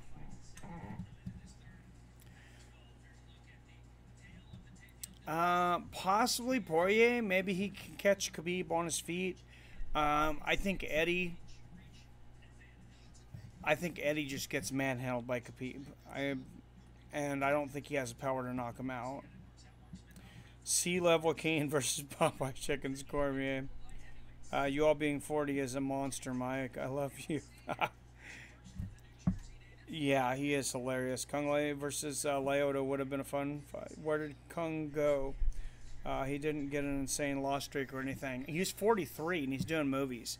Nice straight left there, and he was very upset with the UFC. He filed a lawsuit against them when he came back looking ripped.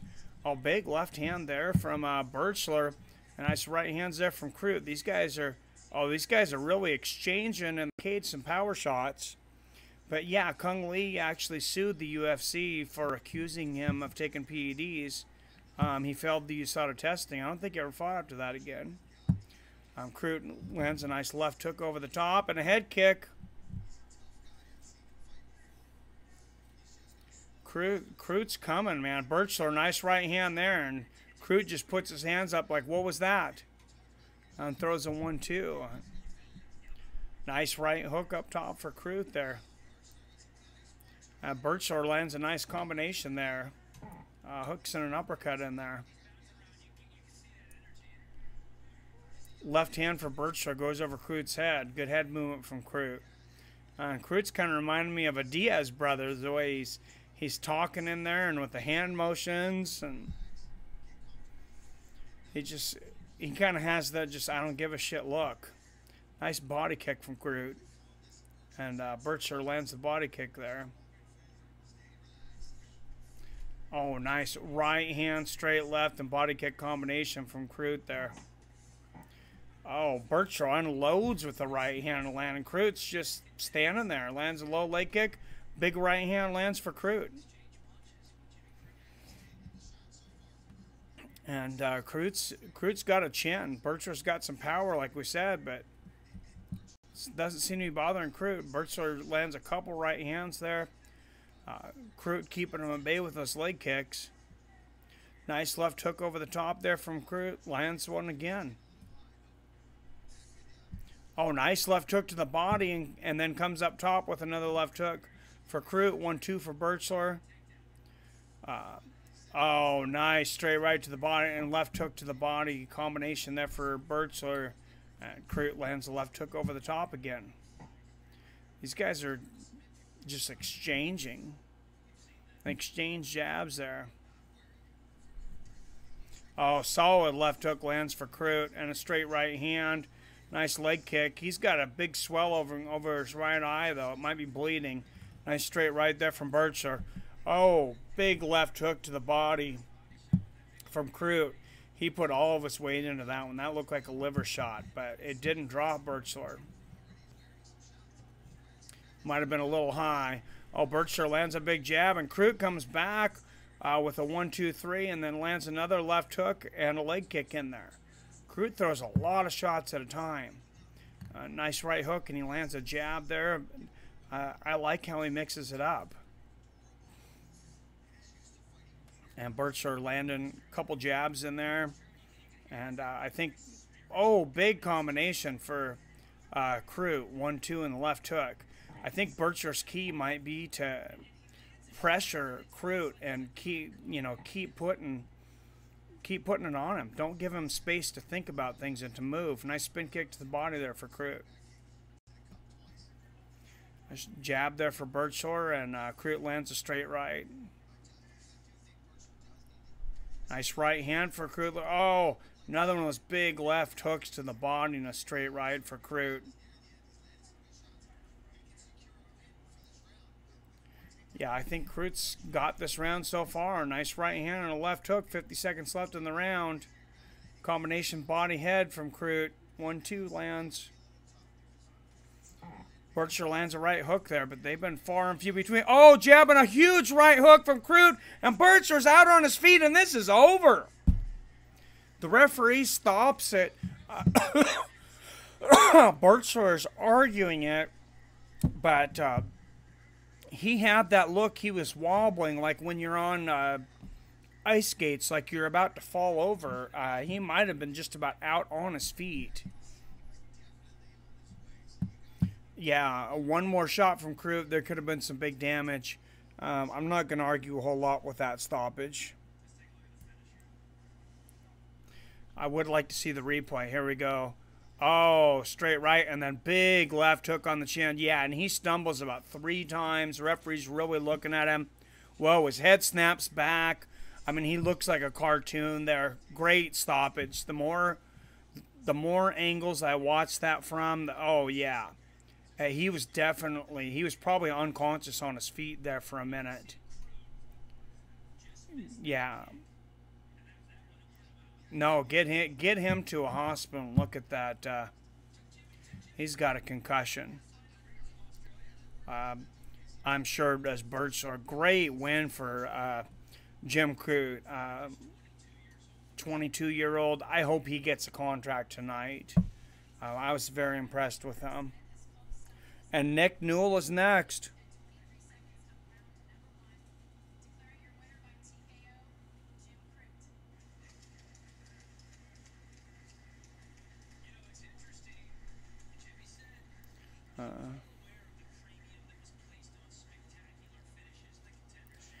Jason, we need to know heavyweight GOAT. Yes, I think Ike Winter would do great if he decided to fight, but it's an advantage to not care so much. Maybe, it can be.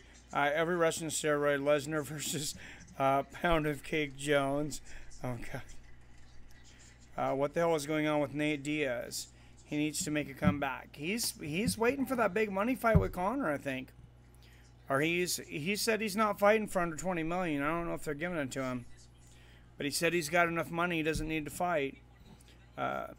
Jones would starch Lesnar. We all know this. Oh, that would be ugly. Jones would decimate him. I wish Bisping would have ended his career after a win or at least a good fight, like versus Lyoto or some older guy. Yeah, I think he wanted to, and then he had that injury to the other eye, and he's like, man, I just can't do this. It's not worth it. 5 first-round finishes now for Crute. Out of 8 victories, 8-0. I'm going to show that finish again. Straight left and just huge right hook over the top. Beautiful angle. Right on the button. I mean, Birchler can't. If Birchler watches that replay, I don't think he'll argue it. Because it looks like he's snapping in and out of consciousness. His head is just flopping all over the place. Oh, yeah. No, that's great stoppage. Great awareness by the referee. I agree, and the only way to know who the GOAT is Cormier versus Velasquez. Too bad Cormier and Velasquez are bros. DC said he would rather step down or retire before he fights his training partner in Kane. Not surprising. I think Velasquez may just be a bigger version of Kane, maybe. Okay, yeah. Cormier only says he got his ass kicked by Kane all the time. Not sure if he just says that out of respect or if he's telling the truth. I knew what you meant, JT. Would Kane have beat John, and how would John handle a legit loss? That's a good point. That's a hard one to call, too. Nick Newell, 14-1, working on the back there. He's finished 11 of his 14 fights, the one-arm man. David? Even young David might want to watch that one. Alex Munoz, 4-0, finished 3 of his 4 wins. David? You want to watch the one-arm man? He's coming in now. If he wins, he's got a contract in the UFC.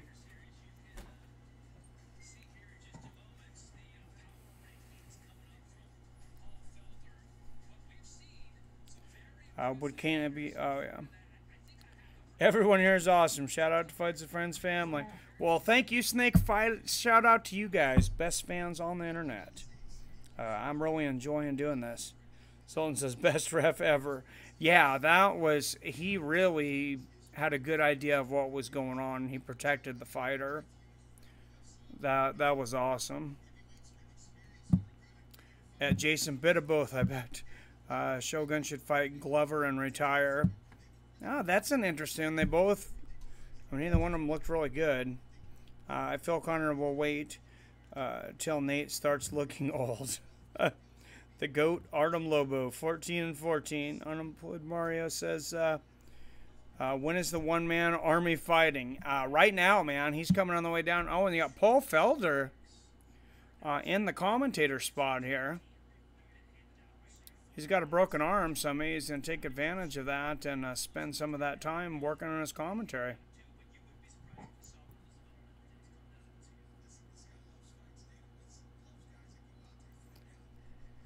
He looks calm and well-spoken in there.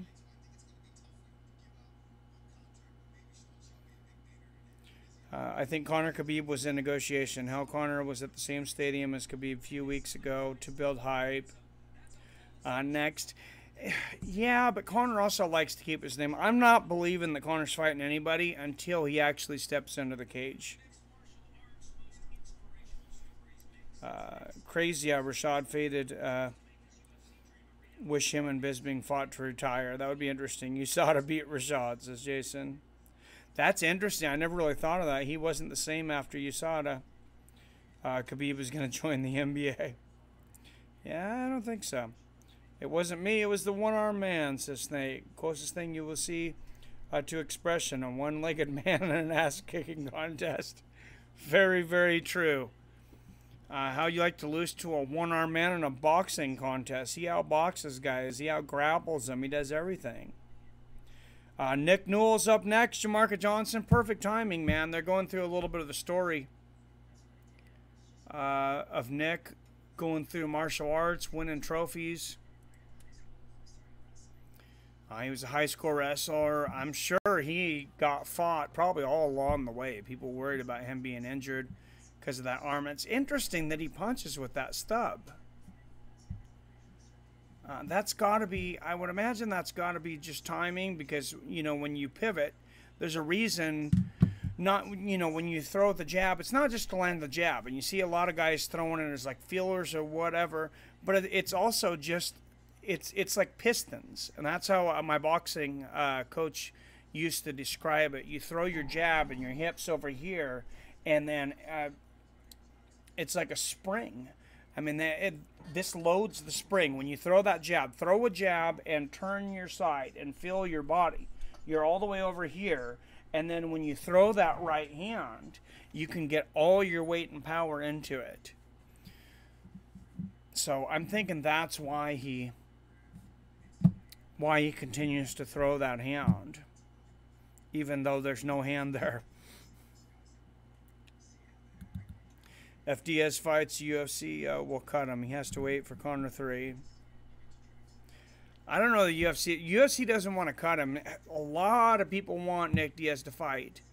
Even though they haven't fought in a long time, the Diaz brothers are huge draws. Good question. Does the hardness of Newell's stump arm not having a glove give an advantage possibly? And shorter lever arm for wrestling? Discuss. I can't see him getting a whole lot of power in it because there's no knuckles there. I mean, you can see him. He lands spinning back stubs, I guess you'd call it, a spinning back stub. I've seen him throw that spinning back fist several times with the stub arm, and he has a really good way. He'll wrap that stub around somebody's waist and then grasp it with the other hand and throw with it.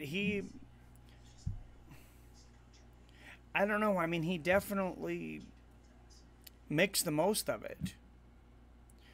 I'm not sure if you can say it's an advantage in any way, but he definitely makes the most of it. Nick Newell versus a high school wrestler might be bad. Oh, jeez. Like Justin G. Oh, yeah, he went against, Justin Gaethje, yeah. John says, look up and talk. All right. Well, I'm reading your guys' comments out the phone here. That's, and I have the screen on.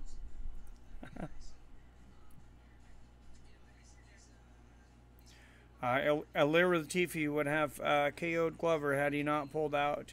Well, Shane Carwin fought that one guy with one arm.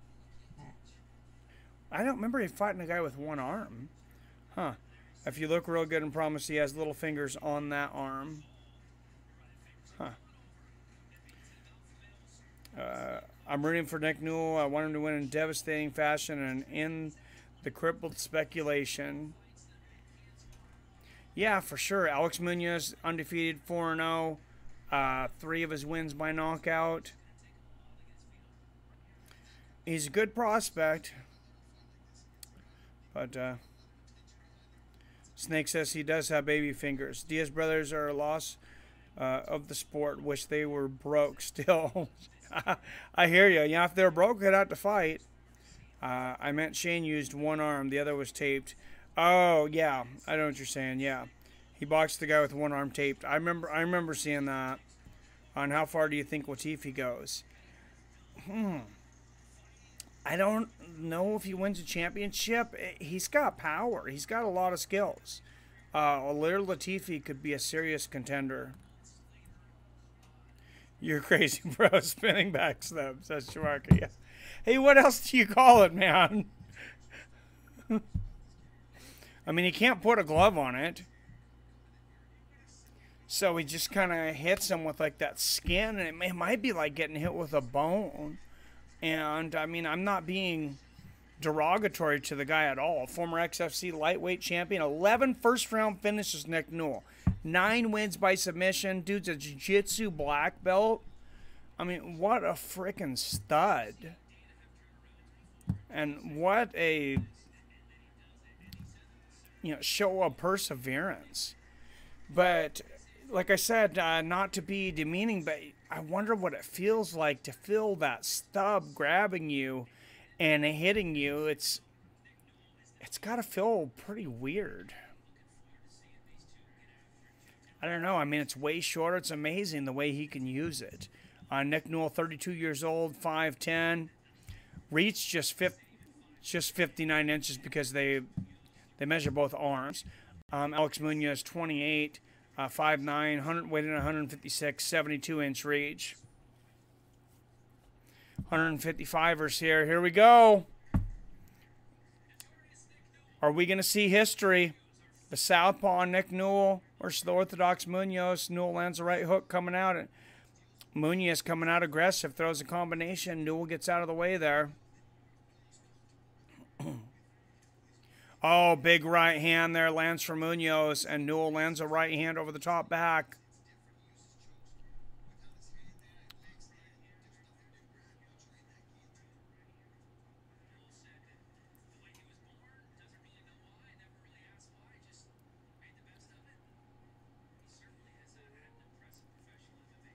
Oh, head kick for Newell, barely misses.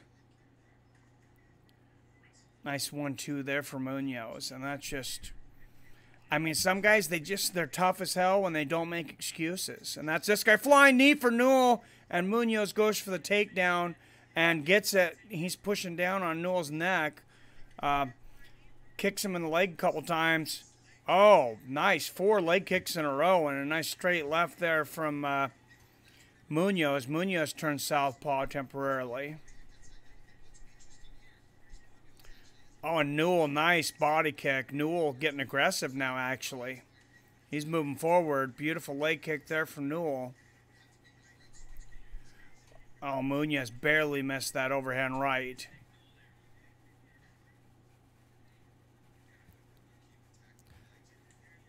Nice leg kick there from Newell. He's got some whipping leg kicks. Those really low back of the Achilles leg kicks.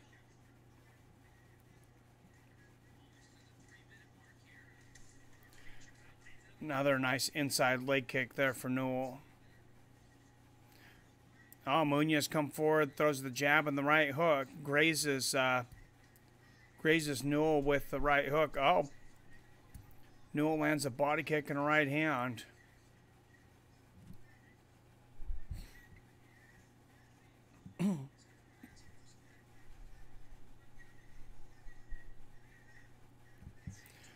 Now, not surprisingly, you'll notice Newell won't... Oh, nice right elbow there from Newell. He won't lead with that short arm, whatever you want to call it. Nice body kick from Newell.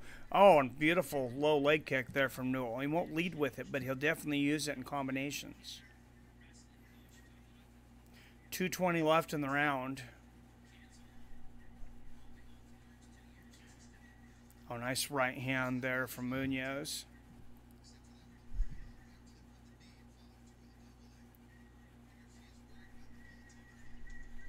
Oh, nice body kick there from Newell.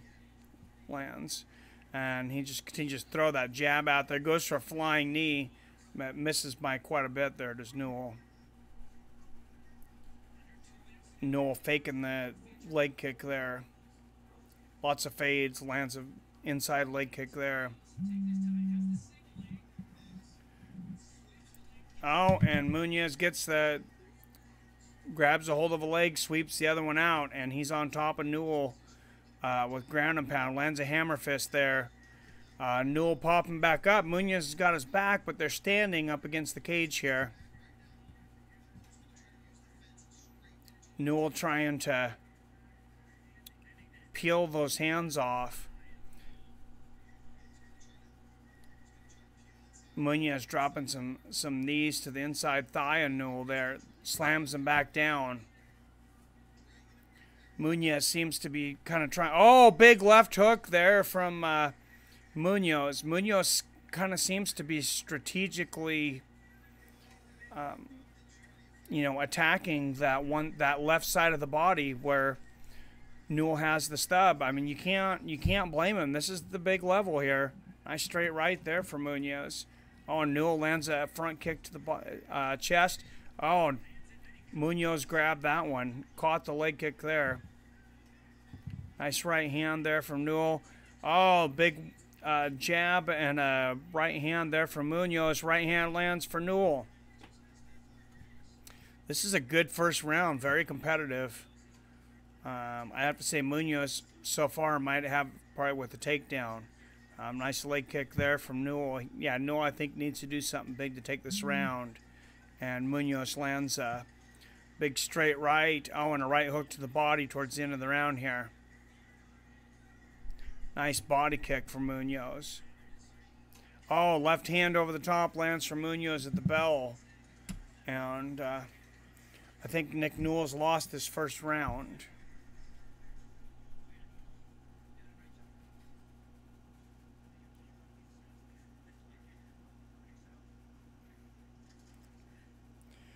Hit like a bone, that's what I mean, might be advantage. Yeah, I kind of thought about that after you said that, because he doesn't have a glove on there. So, I mean, you're basically swinging a bone. So, it could be kind of an advantage in that part, but he's got such short reach on it, as I don't think it's an overall advantage. It's a shame Newell, Latifi, and Gustafsson won't fight each other. That's 40% of the division. Yeah, 40% of the contenders, it seems like.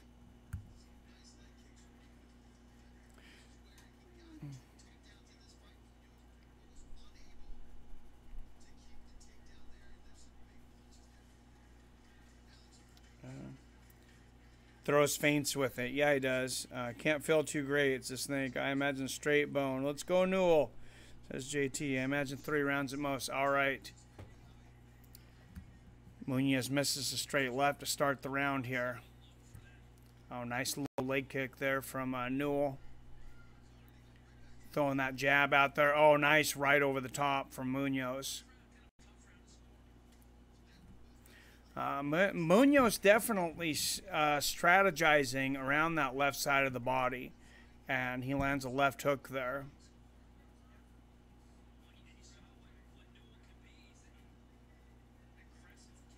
Oh, Newell goes for a spinning kick to the body that misses.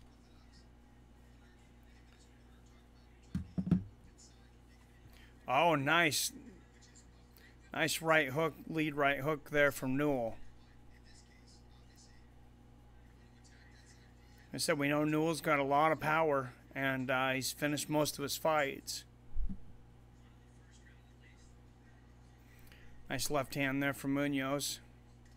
Oh, big left hook from Munoz. He just floored Newell. Newell might be hurt. Oh, nice. Nice ground and pound. Hammer fist right on the nose, and I think Newell's nose is broken. Leg kicks on the ground from Munoz.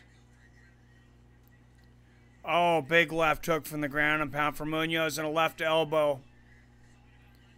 Yeah, Newell is really hurting right now. Newell got back up, but Munoz has got him around his waist.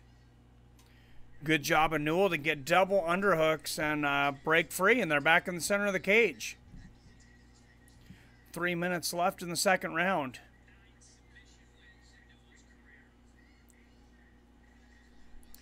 Let's see if Newell can set something up here. Munoz misses the left hook. Newell goes for the body kick and misses. Just barely. Oh, nice 1-2 there from Munoz. Nice body kick from Newell. Newell definitely leads with that left shortened arm. Nice jabs there from Newell. Munoz goes inside and Newell pushes him away. Oh, nice right hand over the top from Newell. Big right hook. Oh, Newell goes for the body kick and Munoz grabs it and pushes him down. Oh, this could be trouble for Newell. Munoz is holding his neck with one hand. Oh, and Munoz is trying to get his back. He doesn't have hooks in, but he's kind of got his back from the side here. Now here's one thing we've seen fighters in the past. They'll grab one of their arms and hit him with the other one. Well, I mean that could be a pretty big advantage against Newell. Nice knee to the body there from Munoz on the ground. Oh, unloading with knees to the body is Munoz. And he's trying to look for a setup here on the ground, I think, for something to go to for a submission.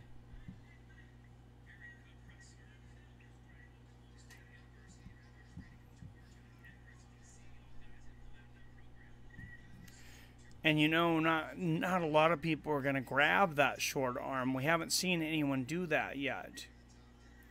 And I know it sounds dirty. Nice left hook and a left uppercut underneath, but I mean this is the UFC, and he's going to come in. That's the arm he's got. If you got to do something with it, you got to do something with it. You got to do everything you can within the rules to win a fight. And Munoz just transitioning round and round on Newell, trying to set something up. Looks like he's trying to grab that right arm and get an arm bar.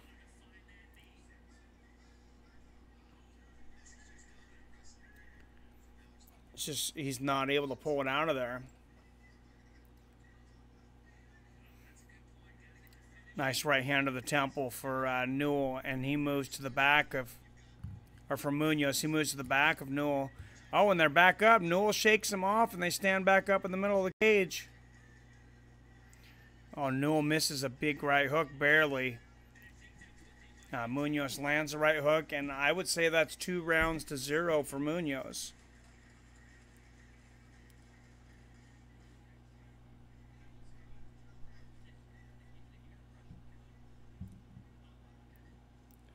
You can easily choke him out. No, well, he's never been submitted. His only loss was a knockout to Justin Gaethje in World Series of Fighting. Nick looking determined. He definitely is that. Dan Hooker is on the come up. It's weird. He has 7 losses. He looks so good lately. Some guys, they get with the right camp, I think, and trainers. I think that's what a lot of it is. It's just something clicks, and they take off.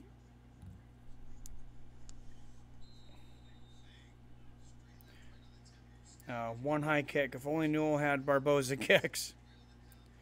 Is it done? Nope. One more round.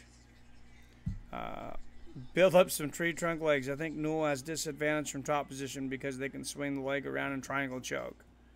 I would think so. Let's go, Nick. Two-arm cyborg Newell is like TRTV tour. I want to see a baby UFC go up. That would be awesome. Come on, Newell. Come on, Newell. Everybody's got to be going for Newell here, right? Last round. Let's do something, Newell. Right hand lands for Newell. Oh.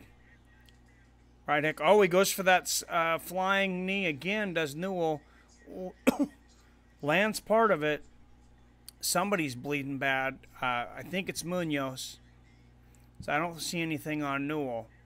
It looks like he bled all over Newell's back there.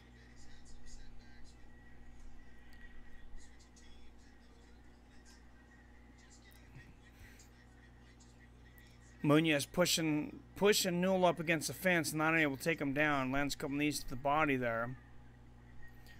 4 minutes left in this fight. Oh, big knee to the head for Munoz on the break.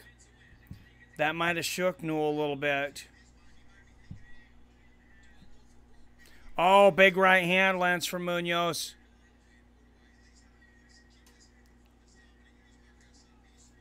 Another right hook lands for Munoz.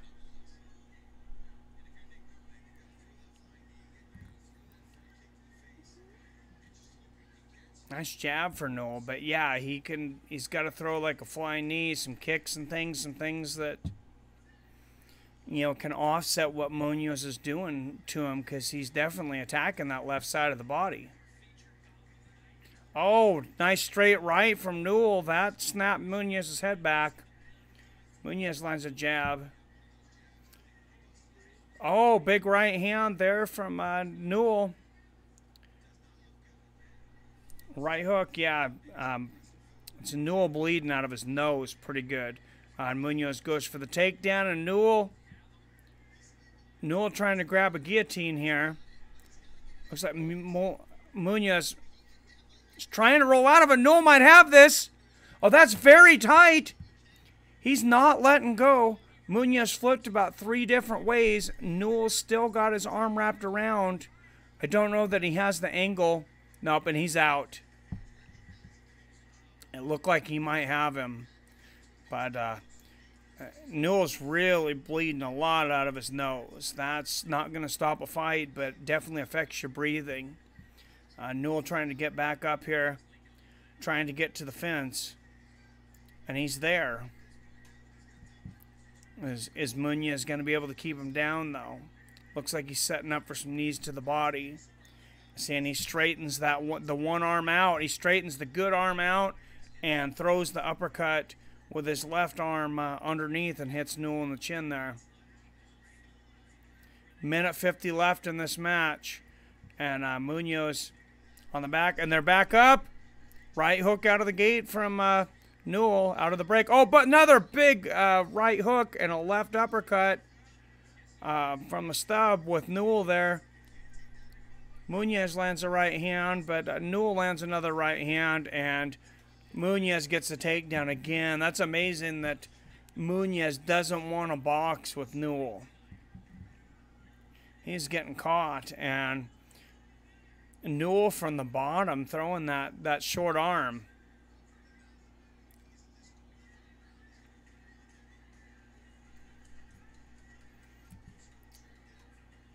Newell's got to get a sweep here. Minute and 5 seconds left in the fight. I think he lost the first 2 rounds. He needs a finish. Oh, nice right hand on the ground there from Newell. Munoz moves to the other side. Munoz came in with a definite game plan to attack that, you know, that side of the body, that left side of the body with the short arm. And I mean, you can say it's messed up, but you can't fault him for it. You're trying to get into the UFC. You got to have a good strategy. And, I mean, it'd be dumb for him not to try to attack anything that he thinks might be a weakness from another fighter. Oh, and there's a roll there, and Newell was going for an arm choke there, but Munoz flips him and ends up back on top. Newell's blood everywhere. Now, and that's the end of the round, and it looks like that's going to be the it for Newell. The end for now. I think Munoz won all 3 rounds.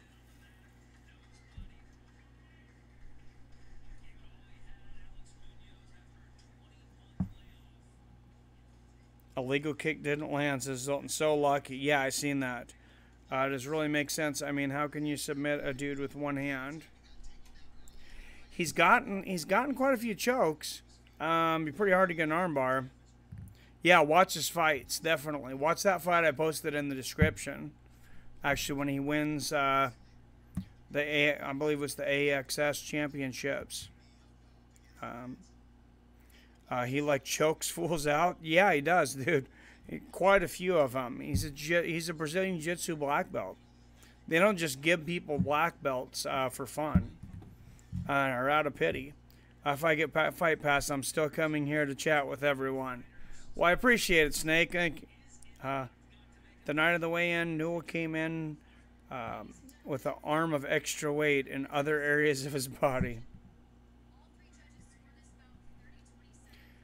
All 3 30-27. Alex Munoz gets the win. Who is El Kukui fighting when he returns? I'm not sure yet. He's still probably got... I imagine he could have another 6 months recovery, though. 3 to 6 months. Yeah, Nick has tapped a few fighters. Quite a few. One good question, Mario. If Newell had rumble power, he would be great, but I'm not sure how far he can go, even if he wins. At much respect. Yeah, for sure. And that's the first time I've really seen someone with a good game plan to attack that, that short arm. And, Munoz, he's got Uriah Faber training him. He's fighting at an alpha male. And, those guys, they worked hard on that game plan.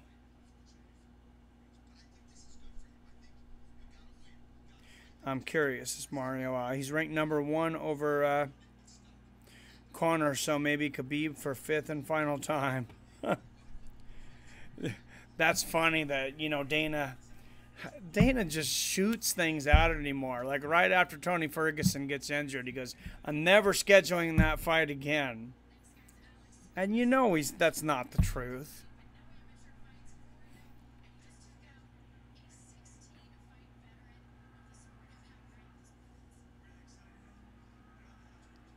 Alex Munoz says, really excited. Let's see who gets the contracts here. In my mind, Yusuff is a no-brainer. Sodiq Yusuff, I don't know. And then I would say Jim Crute. Say Sodiq Yusuff and Jim Crute should be the 2 contracts. In my mind. But, Dustin versus Tony would be insane. Yeah. Khabib versus Ferguson. Yep. And I heard Tony said he'll come back. He says as long as he's fighting for championship money, he'll fight whoever. Mendez versus Tony. I think Tony would destroy Mendez. But, man, his flying knees suck, though. Yeah, he wasn't real close with them. Newell just win automatically if it goes to decision. Yeah, that fight would be sick. Anyone versus Tony is a good fight, for sure. Tony would outlast Poirier, I believe. But that's kind of a hard fight for me to imagine. Tony versus Nate. Tony versus Eddie. Never will happen. Nate's scared of Tony. Yep. Tony brings it up every fight as to why he's not a draw. I don't know. Tony versus Nate is also a great pay-per-view potential. Yeah, it is. OMG, says Zoltan. Dude kicks steel tubing with thin pads, bro. That's hardcore. Yeah, that sounds like a horrible idea. Sounds like a good way to do an Anderson self on your leg. He shouldn't have rolled. Mistake. All right. They're going to take a short break and come back, and Dana's going to tell us who gets the contracts. Who just called out Nate? I forget. Few people have called him out. Amara says, I love that cringy bastard. It's probably not a draw because it's kind of hard to watch. Oh, yeah, Pettis. Yeah, I see that. I forgot, too. Yeah. Of course, Tyrone Woodley had called him out, and he didn't want to fight for a championship. You have to think he really just wants to fight Nick. At JT, that's right. Strategy. That's another sick fight. Whoa. Newell can lock that arm sick like a hook. Yeah, he does. Pettis is on the come up again. He had a good win. And his losses were against the very top guys. Usually you grab the glove to control the entire arm, but you can't control that hook arm at all. I hope Pettis makes a comeback. Yeah, me too. Definitely a good fight, and one Nate should consider. I mean, it's not a wrestler or an impossible win. He just won. Beat Felder. Yep. Spoiler alert. This is Archangel. Dana going to be like, we gave him a chance. You mean Chiesa. Nate has become a diva, and that's coming from a fan. Maybe Bellator will sign him. Nate only has a few fights left in his contract. Dana wants Nate to use him up to fire him. Dana was right years ago. Newell could get really hurt in the UFC, and what would happen then? I love Dana. He has great instincts and speaks his mind. If Nate fights and uses his last few fights, UFC will cut him to save Conor. Who's the better athlete, Rockhold or Weidman? I think it's Rockhold. Yeah. Cockhold says Zoltan. Dana was right. He would get hurt in the UFC. Yeah. But he needs to keep his hands up, especially the left. I'm watching The Shallows. Not a bad movie. Ring rust might get Conor. Yeah, for sure. Conor only has Nate. Imagine one-arm Jones. How good would he be? At JT, what's the shark, right? Oh, that's what the shark, right? Yep. Who won? Wife called. Alex Munoz won. Unanimous decision. Chicken That Movie is fine as hell. And surfing, that's why I brought up Luke earlier. Yes, that was the last fight. Dana's in the back room deciding who gets contracts right now. Once again, no notifications. Damn, YouTube, anyways, can't. Chat, gotta work. Big up, fight fans. Well, that sucks, Giuseppe. I'm not sure why that is. You got notifications on. I even scheduled this one. I set a schedule, and I was having a hard time finding the schedule for it. Because usually I've looked on other YouTubers' channels, and when they schedule something, you can see it for quite a while out. Watch 47 meters down. It's real good. What's up, Seven? Yes, that was the last fight, man. They're going to go through it. Dana's going to decide who gets the contracts here. There was some good fights, though. Let's think, what's it about? Who won? Alex Munoz beat Nick Newell, man. Two hot chicks going to dive cage in the ocean. It's Tyrone. Everyone says it's Tyrone. Breaks and surrounded by massive great whites. Oh, shit. Yep. Only way to live is to leave the cage. Nick won or not? Nope. Nick lost, man. Yeah, man. It's on Netflix. I remember the preview. It's insane. I get claustrophobic watching those movies. The black guy fighting next week looks like a big DJ. I'm a horror fan, though, says Snake. Yeah, me too. Are you guys a Black Mirror fan? I seen that... have you guys seen the episode of Black Mirror with the computer where they try to blackmail the guy? And that's not giving anything away. That's right in the beginning of it. They take over his webcam. Apparently, there's been a scam going on. Look out for these emails. Somebody's going to tell you they're sending these emails out that they've hacked your webcam and they've taken control of your keys and that they caught you basically watching porn and pleasuring yourself, and they have all your contacts on Facebook and all your emails, and they're going to send it out to everyone if you don't send them $2,500. It's right out of Black Mirror. Dang, sucks you lost it. Wonder what he does now, just destroy everyone outside of the UFC, or Bellator gives him a chance and pretends this fight didn't happen. What? Oh, I gotta hear this, dude.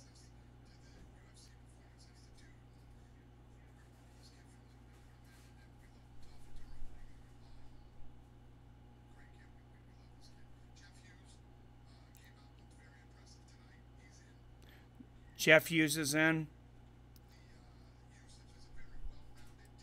Yeah, he had a big knockout. Yusuff's in.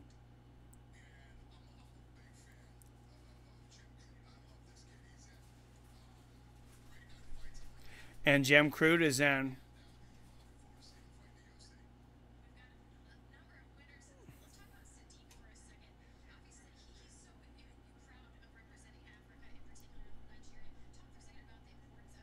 Oh, Sodiq Yusuff coming out on crutches. I'm not sure what happened.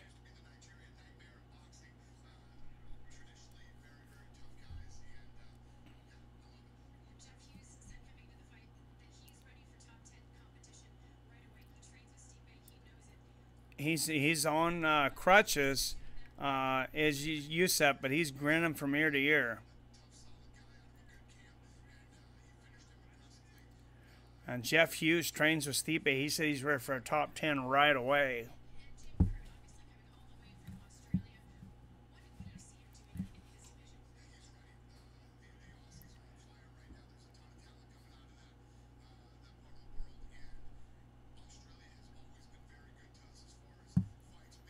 I like jump scare movies, but not gory like Saw.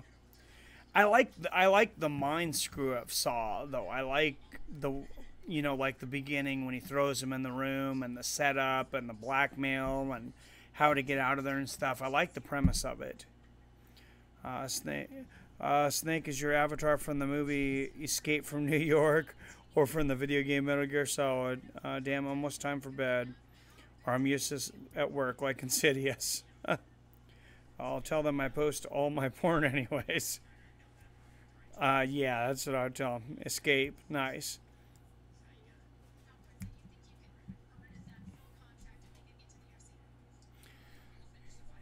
So in Chase Hooper, who was in the first fight, Dana White, that's the young 18-year-old kid about to turn 19. Dana White signs him to a development contract.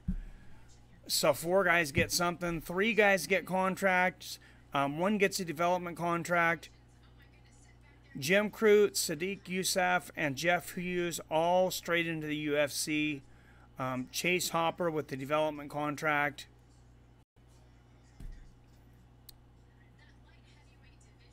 Big payoff for Jim Crute coming here all the way from Australia.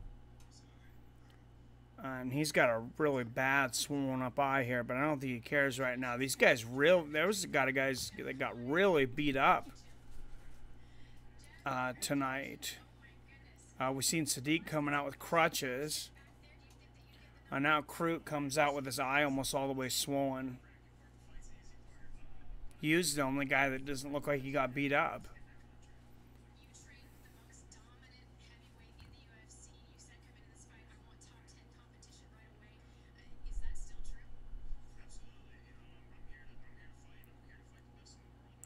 Oh well, got to train for the fight with my father-in-law. Oh geez, Kurt Russell as Mario. Yep, my wife thinks he's the dad from Casper. It's an inside joke. She knows he isn't. See in another life, Brother Lost reference. He's Ghost. I like him in the Bar Bouncer movie. That Bar Bouncer movie. I don't think I've seen that. Not sure I've seen it. Wrong guy. Oh, I get him and Patrick Swayze mixed up. Yeah, I was thinking Patrick Swayze when you said that. Yeah, Roadhouse, I believe. And here's Sodiq Yusuff, the last one they're interviewing here, on crutches, but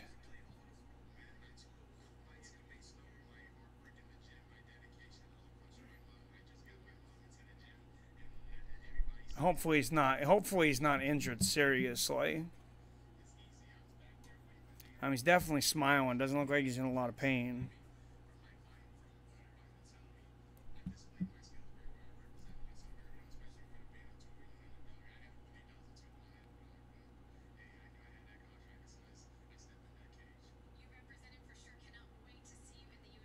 Oh, they said Sodiq Yusuff was a 2-1 underdog coming in. That's surprising because I think most of us picked Yusuff coming into this. I know I did, and I didn't hear anybody. I didn't hear anybody pick Mike Davis. But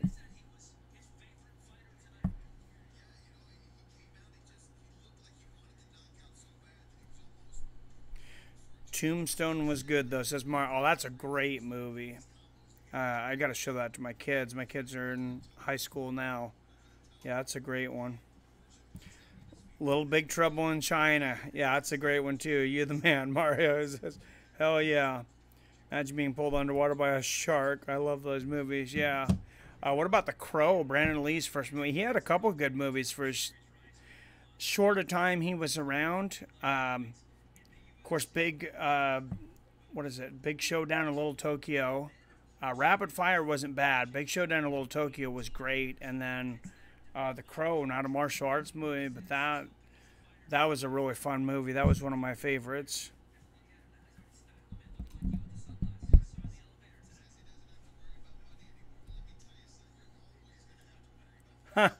Hooper just said, I don't have to worry about money anymore. Well, he's only signed a development contract to the UFC. Dana said today that this ESPN deal is going to be huge for the fighters getting paid. I hope that's the truth. I hope these guys really start raking it in and start getting the big paydays like their boxing counterparts. I'll believe it when I see it.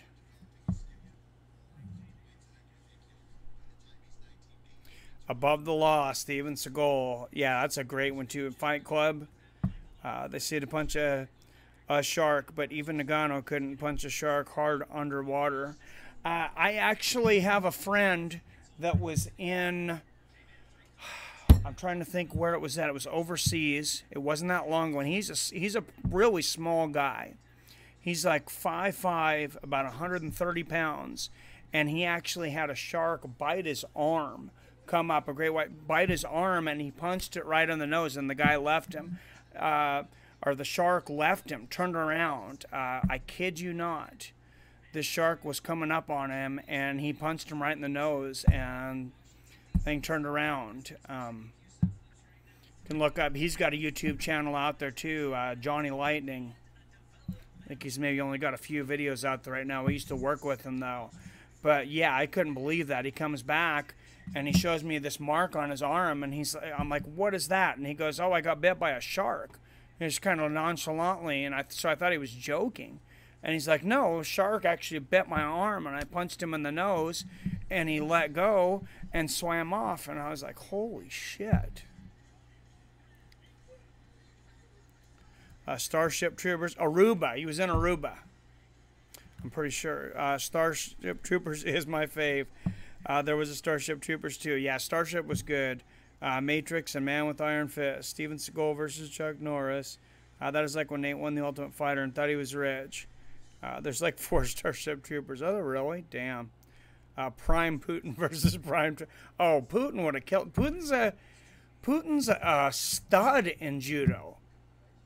Putin could probably still lay it down. He's like 70 years old. I mean, he's not fighting guys in their prime, but yeah, he's a judo sambo master. Who won, Alex Munoz or Nick Newell? Nick Newell lost, man. Munoz by unanimous decision, unfortunately. Mario Snatch was a great film.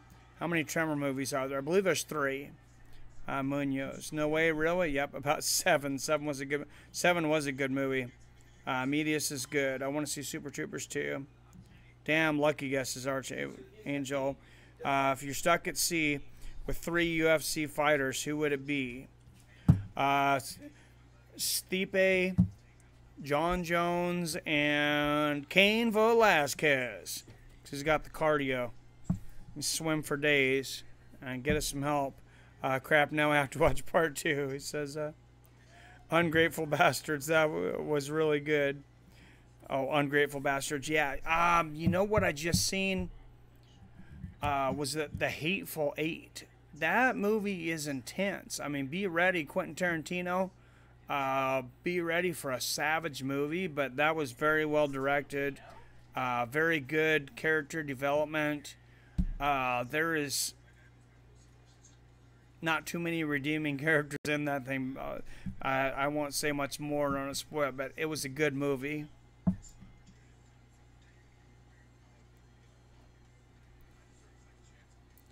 I subscribe when you commented the Pettis fight. Keep up the good work. Don't stop. Well, thank you, Mr. Nice Guy. I appreciate it. Bear Jew. When life gets hard, I pick up that card with the smiley face. Yep. For some reason, boxing movies are always better than MMA movies. I think almost all of them have had more budget.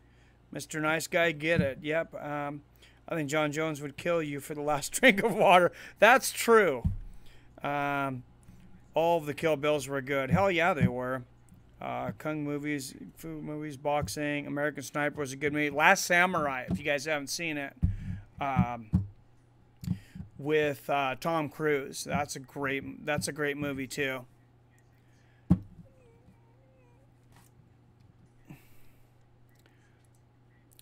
For samurai movies. Sword movies and stuff. Everybody, don't forget to look on the link in the info there. Hit up that DraftKings. You're in a place where you can watch it. Free $20, guys. $20 sitting right there for you. Also in the links, like I said, even though Nick Newell lost, you can watch his fight where he wins the AXS championships. As always, I appreciate any donations help out. In the super chat or at PayPal, paypal.me/fightswithfriends. I really appreciate you guys. A lot coming up. Like I said, Poirier and Eddie Alvarez. We're talking about Poirier and other guys yet. He hasn't gotten past Alvarez yet.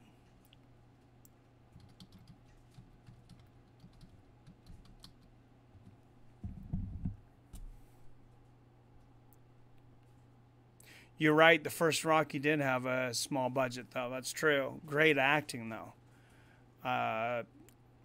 Great script, everything. Chris Kyle was a badass sniper. Hell yeah, he was. I just watched the new Baywatch. Not bad. I'm going to have to check it out. First Rocky had a small budget, for sure. Yeah, McGregor would be fun to watch. Khabib versus McGregor should be fight of the year. I don't know, man. I don't know if that's going to be as good as people think it is. I hope it is. Pale Mooney joke.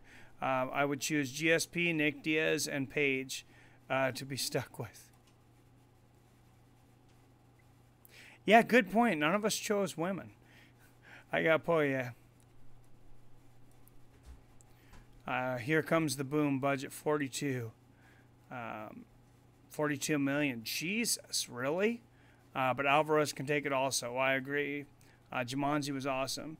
You going to make some KC barbecue sauce and start selling tickets as $20 donations for it soon? Yeah, RIP to Robin Williams. I'm working on my website now. I've been thinking about waiting it out. Hey, guys, I had sent you an email a few days ago. Did you receive it now? What was it pertaining to? Rippin' and the Terran. Rocky has music, though. Yeah, Rocky had good music for sure.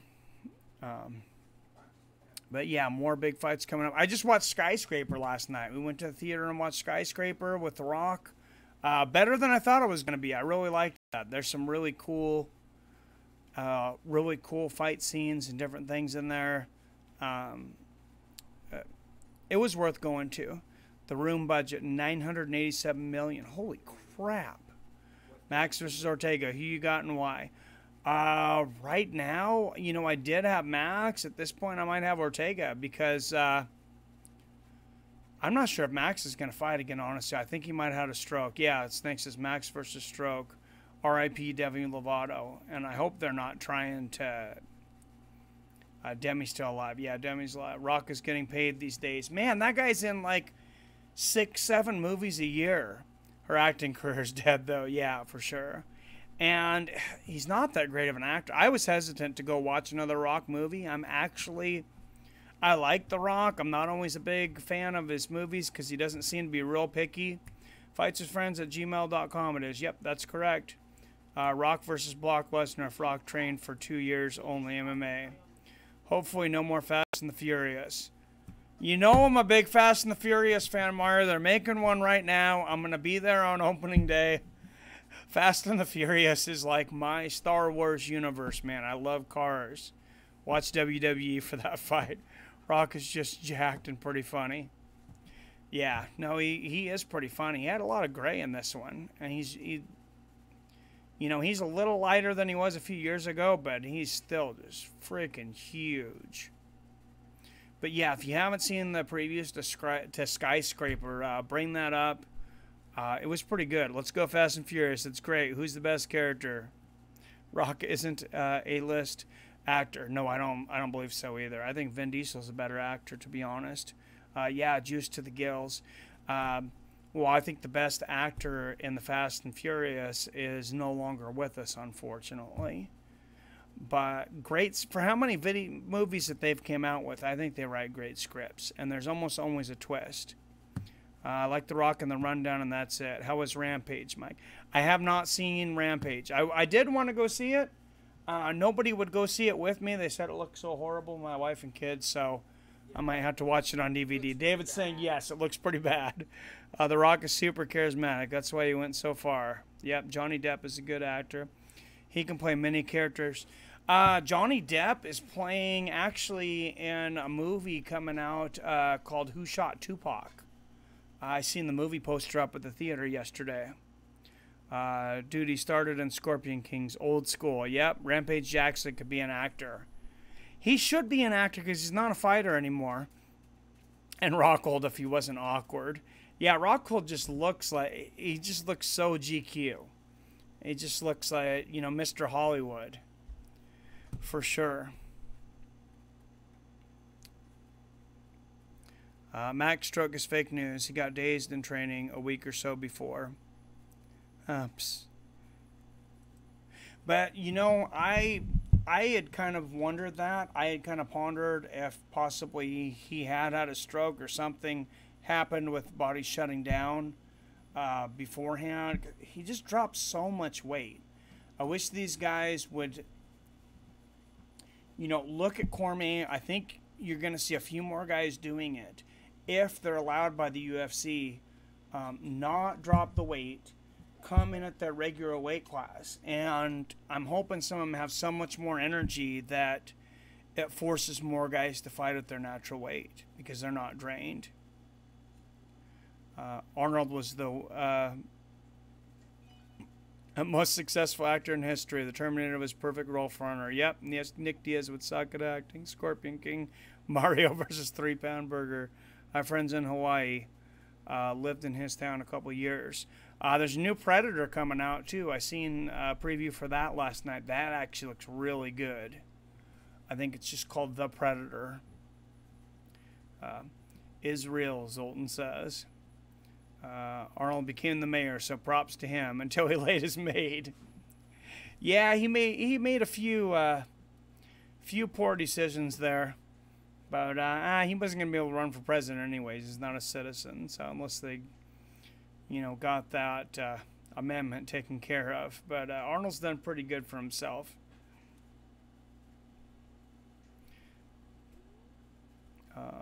They're not going to explain what happened after Predators. They're not going to explain what happened after Predators. Pull the Quentin.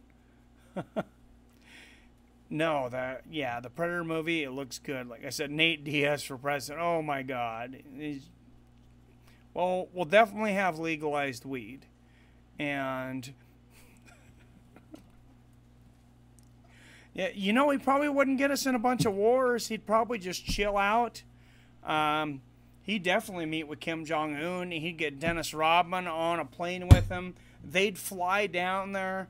I mean, he'd be stoned out of his mind, water skiing. Kim Jong-un, he'd probably get Kim Jong-un to take some shrooms and think about life in a different way, and maybe he sets all his people free. Nobody else has been able to do it. Lewinsky Stain. Oh, Jesus. If Nate was president, he might ban Irish immigration. Oh my gosh. Why? They make him a ton of money. In the movie Demolition Man, Sandra Bullock's character said Arnold was president in the future. I forgot about that. Yeah. And Taco Bell's the only restaurant. Which, thank God, that didn't come to fruition. All right, I'm going to break it off. I think the family's got to eat dinner here. Like I said, don't forget that link's still going to be up, guys. DraftKings, there's seriously no catch whatsoever on this DraftKings link. Click that link, you sign up. You're going to automatically get $20 in there. The only stipulations are you have to be in a state that it's legal for them to put money in your account. So it can't be Washington, Arizona, Nevada. I think there was 2 more. I can't remember them now. But you're welcome, Snake. Thank you, guys. Demolition Man is a better movie today than it was at release. Yeah, it's starting to come true. No, Santa had cyber sex and that movie was Stallone. Oh, yeah. Probably a bad memory. Peace, Mario. Later, dudes. DC just agreed to fight Corey Anderson. Really? Stay positive, guy. DC just accepted Corey fight. Damn, I'm a little... What? Why in the world would he fight Corey Anderson? Yep, time to eat. All right, guys. I will see you very soon. As always, I love you. I respect you. And I'll see you fine asses later.